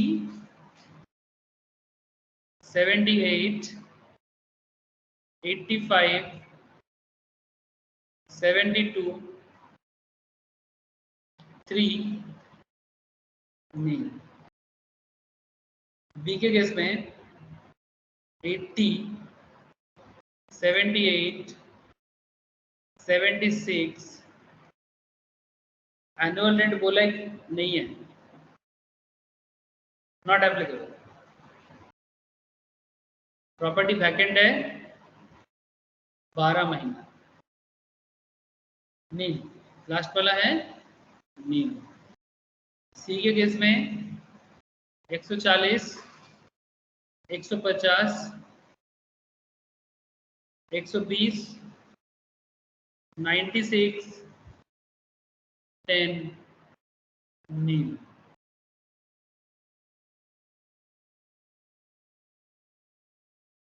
डी के केस में 140, 150, 120, 144, 10 लास्ट पे कर दो 0 मैंने नील।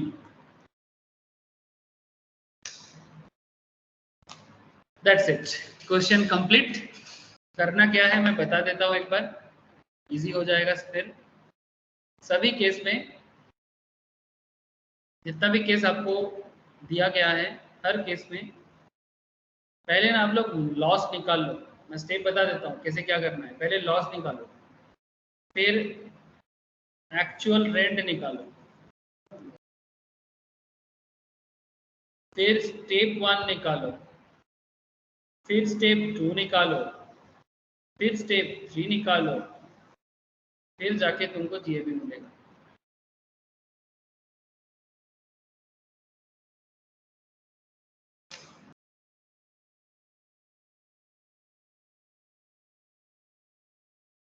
बोलो सर।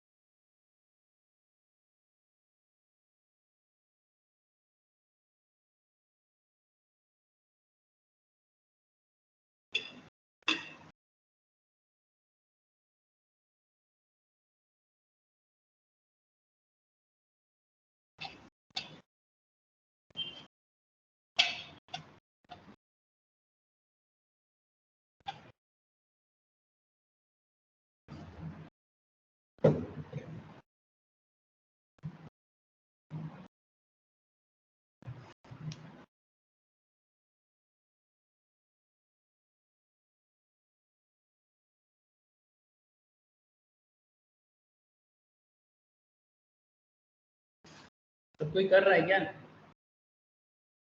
मैं भी करूँ? सर वो वैकेंसी मंथ्स में है ना? हाँ सर, मंथ्स में।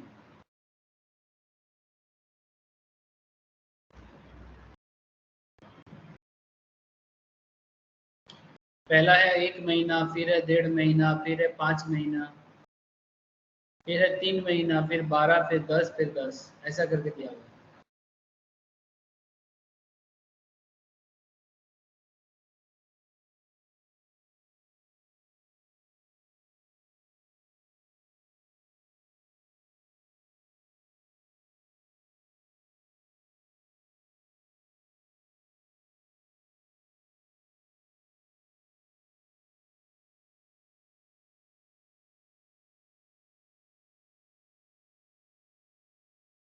प्रॉपर्टी एक्स का लॉस क्या होगा?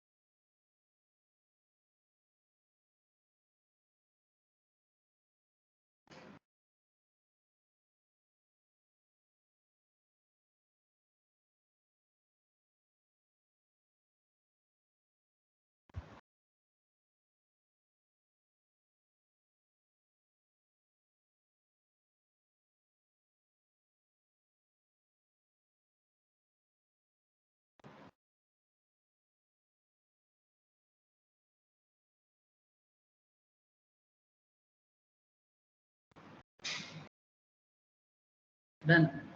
चलो बोलो इसका लॉस बोलो, एक्स प्रॉपर्टी का लॉस बोलो।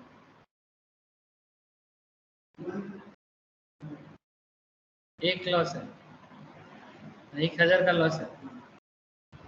क्यों? तो लॉस को मेरा वैकेंसी ना, हाँ तो वैकेंसी एक है तो एक में नहीं, ये वैकेंसी ये सब मंथ में दिया है, मैं अभी बोल रहा था। तो निकालना पड़ेगा ना। हाँ बोलो, सनम कुछ बोल रहे हो? हो गया सर। हाँ हाँ बोलो, लॉस बताओ, एक्स प्रॉपर्टी का लॉस बताओ। 6 एक्स प्रॉपर्टी का लॉस है 6, ये सही आंसर है। वाई का लॉस 7.125 7.125। चलो सही हो रहा है, मैं पुट कर रहा हूँ। फिर बताओ जेड का बताओ। हाँ 30 30। ए का बताओ 18 18। बी का नील ठीक है। सी का 80 डी का 120 सारा आंसर सही हुआ है सनम का। चलो जिन लोगों को समझ में नहीं आया मैं बता देता हूँ। देखो आपको यहाँ पर लॉस कैलकुलेट करने के लिए एकदम सीधा एक चीज यूज करना चाहिए था। एनुअल रेंट का डेटा गिवन था ना सर। एनुअल रेंट अगर 72 है और प्रॉपर्टी अगर 12 महीने का होता है, तो मुझे आप बताओ मंथ की 72 अगर आपका साल भर का रेंट है 72,000 और 12 अगर आपका मंथ है, तो पर मंथ का रेंट कितना हो जाएगा? 6,000। हाँ गोपाल समझ में आया? और यहाँ पर वैकेंसी का मंथ दिया है 1 मंथ। यह मेरे को पूछा था, मैं बोला था कि सर ये सब मंथली डेटा है। तो अगर 1 महीना वैकेंसी है एक्स प्रॉपर्टी का, तो 1 महीना वैकेंसी रहेगा तो 6,000 का क्या? 6,000 का लॉस। ये सर नो। सिमिलरली दूसरा पार्ट में जब इसका 57 का एनुअल रेंट है, तो 57 को डिवाइडेड बाई 12 करो, वाई प्रॉपर्टी वाई का, तो 57 बाई 12 करने से कितना आ रहा है सर? 57 बाई 12 करने से कितना आ रहा है?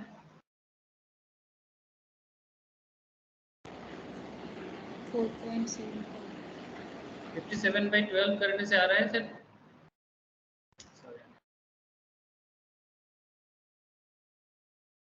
4.75। और प्रॉपर्टी वैकेंसी कितना दिन का रखा है? 1.5 मंथ के लिए। तो आपका कैलकुलेटर में जो भी आएगा इसको इंटू 1.5 कर दो, तो करने से आ जा रहा है 7.125। 7.125 आया ना? क्या बात समझ में आया कि नहीं आया? अरे जिन लोगों को नहीं हुआ था उनको बता रहा हूँ सर कि बात समझ में आ रहा है कि नहीं आ रहा है। सिमिलरली तीसरा प्रॉपर्टी का भी देख लो, जेड का एनुअल रेंट 72, 72 बाई 12 72 और इधर कितना कितना मंथ का वैकेंसी है 5 महीने का। तो 6,000 अगर मेरा पर मंथ का रेंट है और 5 महीना वैकेंसी रहेगा तो कितना रहेगा? 30 है ना। सिमिलरली प्रॉपर्टी ए का एनुअल रेंट अगेन 72 है, 6,000 पर मंथ रेंट हो रहा है, 3 महीना वैकेंसी है, तो 3 इंटू 6 कितना हो जाएगा? 18। इसलिए आंसर आया 18। ठीक है। लेकिन यहाँ पर एक लोचा है। कौन से प्रॉपर्टी में बोलो तो? प्रॉपर्टी बी में एनुअल रेंट गिवन नहीं है, क्योंकि प्रॉपर्टी वैकेंट रहा 12 महीना। तो जिसका प्रॉपर्टी 12 महीना वैकेंसी है उसका क्या वैल्यू निकालोगे सर? मैंने कुछ कमाया नहीं तो सरकार के घर में काय को वैल्यूएशन करने का? हाँ मेरा कुछ एनुअल रेंट है ही नहीं, तो मैं क्यों वैल्यूएशन दिखाऊं? वैल्यूएशन दिखाने का तो कोई मतलब ही नहीं है। तो जब मेरा एनुअल रेंट ही नहीं है तो बाकी इंफॉर्मेशन बेकार है। ये सर नो। प्रॉपर्टी बी के केस में जब मेरा एनुअल प्रॉपर्टी नहीं एनुअल रेंट ही नहीं है तो बाकी इंफॉर्मेशन में क्या करूँ? अचार डालू क्या? होगा प्रॉपर्टी का एमबी होगा, एफआर होगा, एसआर होगा, पर मेरा तो एनुअल रेंट नहीं है ना, क्योंकि मेरा प्रॉपर्टी 12 महीना वैकेंट है। तो इसका आप लॉस क्या बोलोगे? इसका कुछ नहीं बोलोगे, इसका आप कुछ नहीं बोलोगे। ठीक है, इसका कोई कैलकुलेशन एक्चुअली और होगा ही नहीं। जिसका एनुअल रेंट दिया नहीं है उसका कोई कैलकुलेशन होगा ही नहीं। प्रॉपर्टी सी के केस में 96 एनुअल रेंट है, तो 96 को डिवाइड करो 12 से, 8 होता है, 8000। 8000 वैकेंसी कितना दिन का है? 10 मंथ का। हाँ, तो आपका लॉस कितना हो जाएगा? 80। सिमिलरली लास्ट वाला है 144, माने 12000 करके रेंट है ना, और आपका प्रॉपर्टी कितना दिन खाली है? 10 महीना, तो 12 × 10 120। क्लियर है लॉस का कैलकुलेशंस? किसी को कोई डाउट है तो पूछ लो, अभी बता दूंगा। आई होप সবাই বুঝতে পেরেছে। আরে সবাই বুঝতে পেরেছে কি পারেনি? স্যার আরেকবার একটু বুঝিয়ে দিন কোন জিনিসটা বোঝাবো বল? লসটা। যে কোনো একটা বোঝাচ্ছি আবার। হ্যাঁ ধর প্রপার্টি ডি তে অ্যানুয়াল রেন্ট কত দিয়েছে? 144 তো। তাহলে এই 144 টা যে পুরো বছরের রেন্ট, ঠিক আছে, এগুলো সব অ্যানুয়াল রেন্ট আছে, নামেই লেখা আছে তো অ্যানুয়াল রেন্ট। तो पूरे बॉचर रेंट यदि 144 টাকা হয় বা 1,44,000 जो भी हो, ठीक है। अगर पूरा साल भर का रेंट 144 है, इसको तुम डिवाइडेड बाय 12 करोगे तो पर मंथ का रेंट कितना होगा? কত হবে রে? প্রত্যেক মাসে রেন্ট কত হবে? 12000 তো প্রিয়া। হ্যাঁ তাহলে 12000 টাকা যদি আমার প্রত্যেক মাসের রেন্ট হয় আর আমার যদি প্রপার্টিটা 10 মাস ফাঁকা পড়ে থাকে, ভ্যাকেন্ট পড়ে থাকে, তাহলে 12000 × 10 করলে কত আমার লস হচ্ছে? কত? 120 টাকা। বোঝা গেছে? এরকম প্রত্যেকটাতে হয়েছে। প্রথম এক্স এর কেসে দেখ 72 আমার পুরো বছরের রেন্ট ছিল, তাহলে 72 কে আমি ডিভাইড করব 12 দিয়ে, তাহলে আমার প্রত্যেক মাসের রেন্ট কত হয়ে যাবে? 6000। আর প্রপার্টি আমার ভ্যাকেন্সি কতদিন আছে? 1 মাস। তাহলে 6000 × 1 করলে প্রত্যেক মাসের আমার পুরো, সেজন্য এখানে আমাকে आंसर দিয়েছে। বুঝতে পারলি? হ্যাঁ স্যার। এরকম ভাবে প্রত্যেকটা কেসকে সলভ করা হয়েছে। चलो, अगर लॉस निकल गया अब कहानी आगे बहुत ही सिंपल हो जाएगा। एक्चुअल रेंट बताओ सर। एक्चुअल रेंट के लिए क्या करोगे? एनुअल से लॉस को माइनस करोगे, है ना। एनुअल रेंट से लॉस को माइनस करो। 72 is your annual rent and your loss is 6, so 72 minus 6 कितना? सर ये 66 होना चाहिए, नहीं हुआ? गोपाल का नहीं हुआ, इसलिए ऐसा मुंह बना के बैठा है। सर एक्चुअल रेंट कैसे मिलता है? एनुअल से लॉस को माइनस करने से मिलता है। तो आपने इसीलिए तो मैं पहले लॉस निकालने के लिए बोला, ताकि आपको डेटा मिल जाए। और आपका एनुअल रेंट गिवन है 72 एक्स प्रॉपर्टी का, तो 72 से 6 को माइनस करने से आपको एक्चुअल मिल जाएगा। सेम टू सेम हर केस में करो, एनुअल से लॉस को माइनस करो। एनुअल रेंट गिवन है मेन क्वेश्चन में, और लॉस का डेटा आपने निकाल के रखा, अभी निकाला। तो जैसा कि करोगे ना आपका आएगा सर, सेकेंड वाला का आ जाएगा 49.875, क्योंकि यहाँ पर 7.125 है ना, इसको माइनस करना चाहिए 57 से। फिर 72 से जेड के केस में माइनस करोगे 30 को, तो 72 से 30 माइनस करोगे तो हो जाएगा 42। फिर ए के केस में करोगे 72 माइनस 18, तो 72 माइनस 18 करने से कितना होता है? 54। सही हो रहा है ना? क्या हुआ गोपाल, नहीं समझ में आ रहा है? फिर मुंह छोटा क्यों कर रहा है? हाँ, तो फिर जवाब नहीं दे रहा है। तो 72 और इधर कितना हो गया? अच्छा इधर, अच्छा बी प्रॉपर्टी का तो एनुअल वैल्यू है ही नहीं। बी प्रॉपर्टी का तो एनुअल वैल्यू है ही नहीं, तो जिसका एनुअल वैल्यू ही नहीं है उसका तुम एक्चुअल रेंट क्या कैलकुलेट करोगे? इसको स्किप करो, डैश दे दो।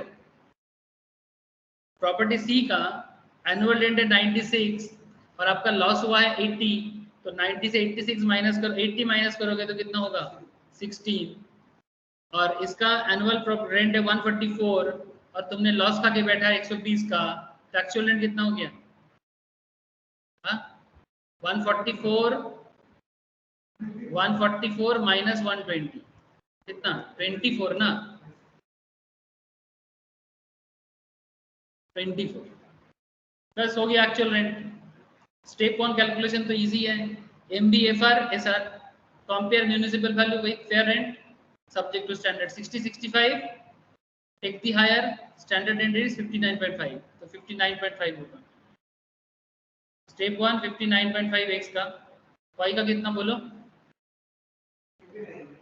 59, सेट का 63, इसका 80, इसका डैश कर दो, कुछ कैलकुलेशन करना ही नहीं है। और प्रॉपर्टी बी का क्या कैलकुलेट करोगे, करके तो कोई फायदा नहीं है ना, उसका तो एनुअल रेंट ही नहीं है,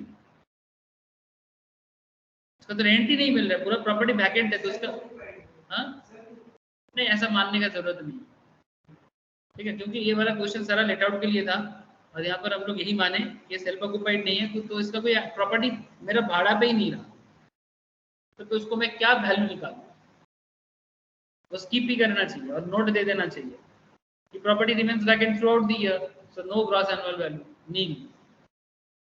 सेल्फ ऑक्यूपाइड नहीं मानेंगे क्योंकि ये क्वेश्चन सेल्फ ऑक्यूपाइड के एंगल से कर ही नहीं रहा है, सारा लेट आउट प्रॉपर्टी है। तो क्योंकि इसका पहले तो कुछ लॉस भी नहीं है, एक्चुअल रेंट भी नहीं है, तो स्टेप 1 स्टेप 2 करके क्या करोगे, है ना, कुछ आएगा ही नहीं आगे, मतलब नहीं। इसका बोलो 120, ये भी 1। स्टेप 2 अब बहुत इजी है, एक्चुअल रेंट ऑलरेडी कैलकुलेशन कर चुके हो और स्टेप 1 भी आ गया, सिंपल है। अगर एक्चुअल रेंट बड़ा है तो स्टेप 2 होगा और अगर एक्चुअल रेंट छोटा है तो स्टेप 2 नहीं होगा, ठीक है। तो 66 एंड इसके ये दोनों में कंपेयर करो, ये दोनों में कंपेयर करो, ये दोनों में कंपेयर करो, 60 59.5 कौन बड़ा है, 66 बड़ा, तो 66 एक्चुअल है ना, तो अगर एक्चुअल बड़ा होता है तो स्टेप 2 66, लेकिन 49.875 and 59 which is higher, step 1 is higher, तो स्टेप 1 हायर होने से नहीं होगा, तो यहाँ पर स्टेप 2 नॉट एप्लीकेबल, ठीक है। 4263, अच्छा यहाँ पर और एक चीज कर लो, जहां पर स्टेप 2 एप्लीकेबल नहीं होता है, जहां पर स्टेप 2 एप्लीकेबल नहीं होता है वहां पर स्टेप 3 आ सकता है,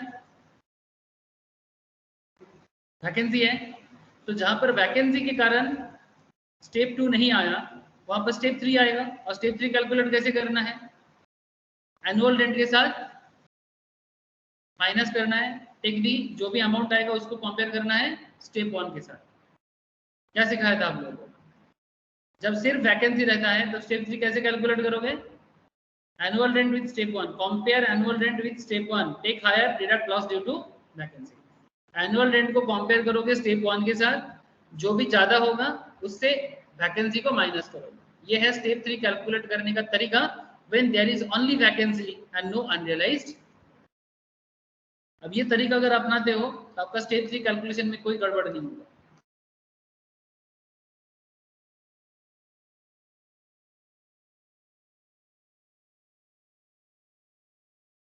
जैसे इसके केस में एनुअल रेंट कितना था, y के x के केस में, अच्छा x के तक होगा नहीं क्योंकि x में तो स्टेप 2 हो गया, y के केस में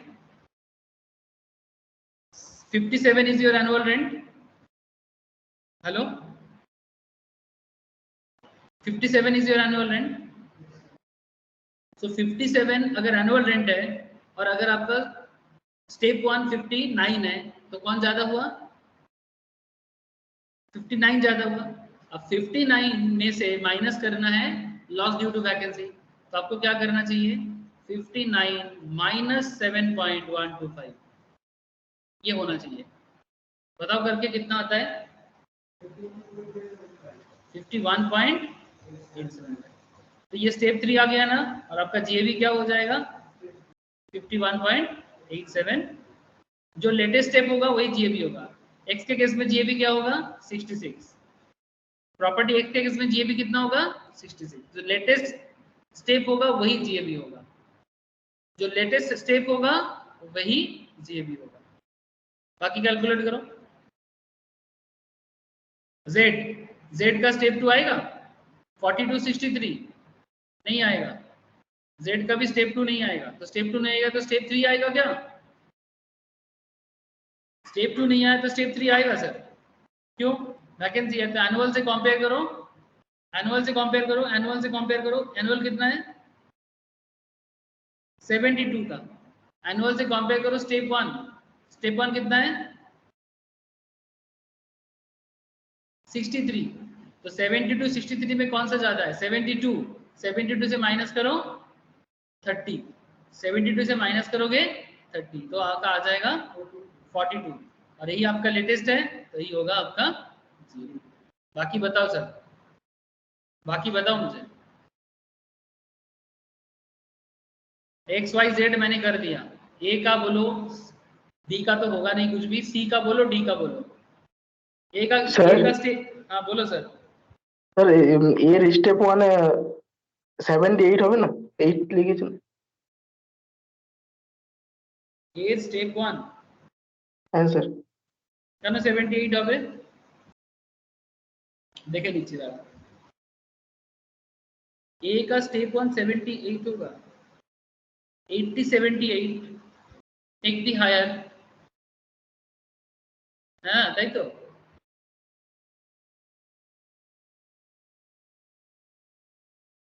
स्टेप 1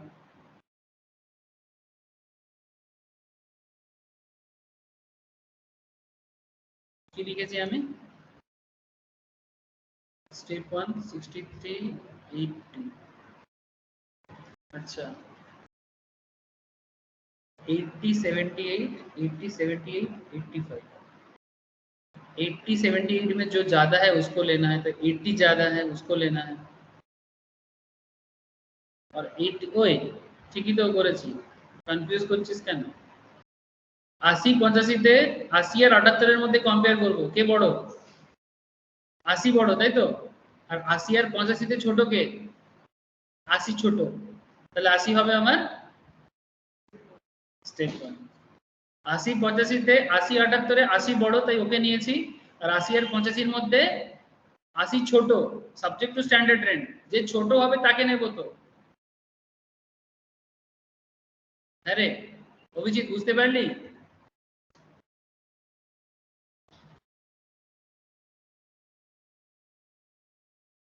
কি হলো বল? स्टेप 1 कैलकुलेशन क्या कर रहे हैं बार बार? आरईआर कैलकुलेशन या स्टेप 1 कैलकुलेशन में क्या हो रहा है? Municipal value and fair rent में कंपेयर करना है, whichever is higher. Subject to standard में जो लोअर होगा उसको लेना है। पजल्ड हो गया? हाँ माथा खराब हो गया सबका? तेरा नहीं हुआ? ठीक है। কি হলো বল রে, বুঝতে পারলি কি পারলি না? হ্যাঁ হ্যাঁ স্যার। বলবি তো, তোর জন্য তো ওয়েট করছি। এটা বল स्टेप, अच्छा इसका होगा एक्स वाई जेड। ए का स्टेप 2 होगा क्या? एक्चुअल और स्टेप 1 में एक्चुअल छोटा है तो स्टेप 2 नहीं होगा। तो जब भी स्टेप 2 नहीं होगा स्टेप 3 का चांस देखना है। बताओ क्या होगा स्टेप 3? हाँ 62। एनुअल रेंट से कंपेयर करो स्टेप 1 को। इसका एनुअल रेंट कितना था? 72। 72 से कंपेयर करो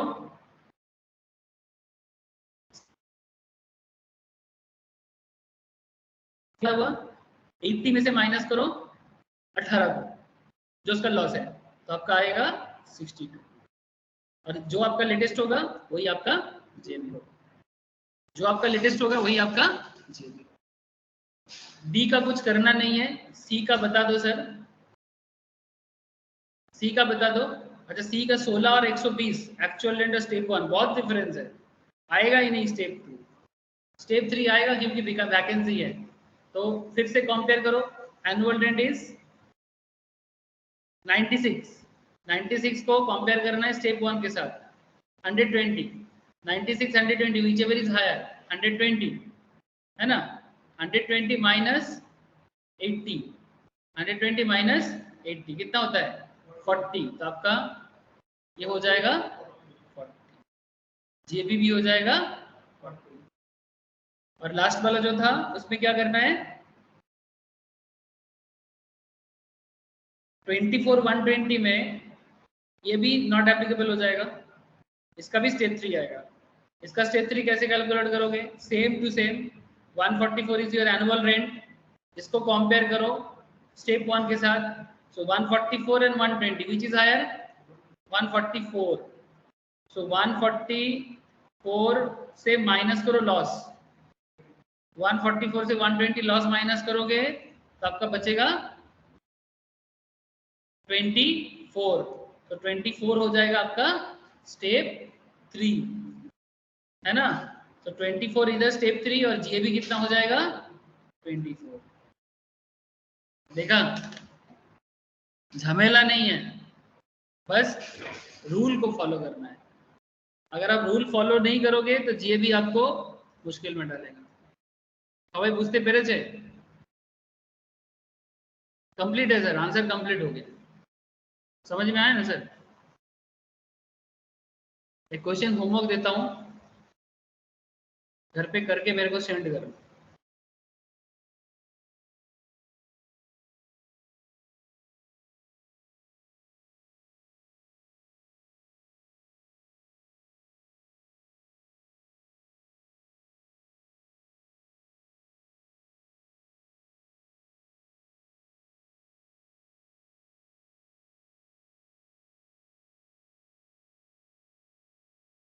XYZ A or B, MB है, FR है,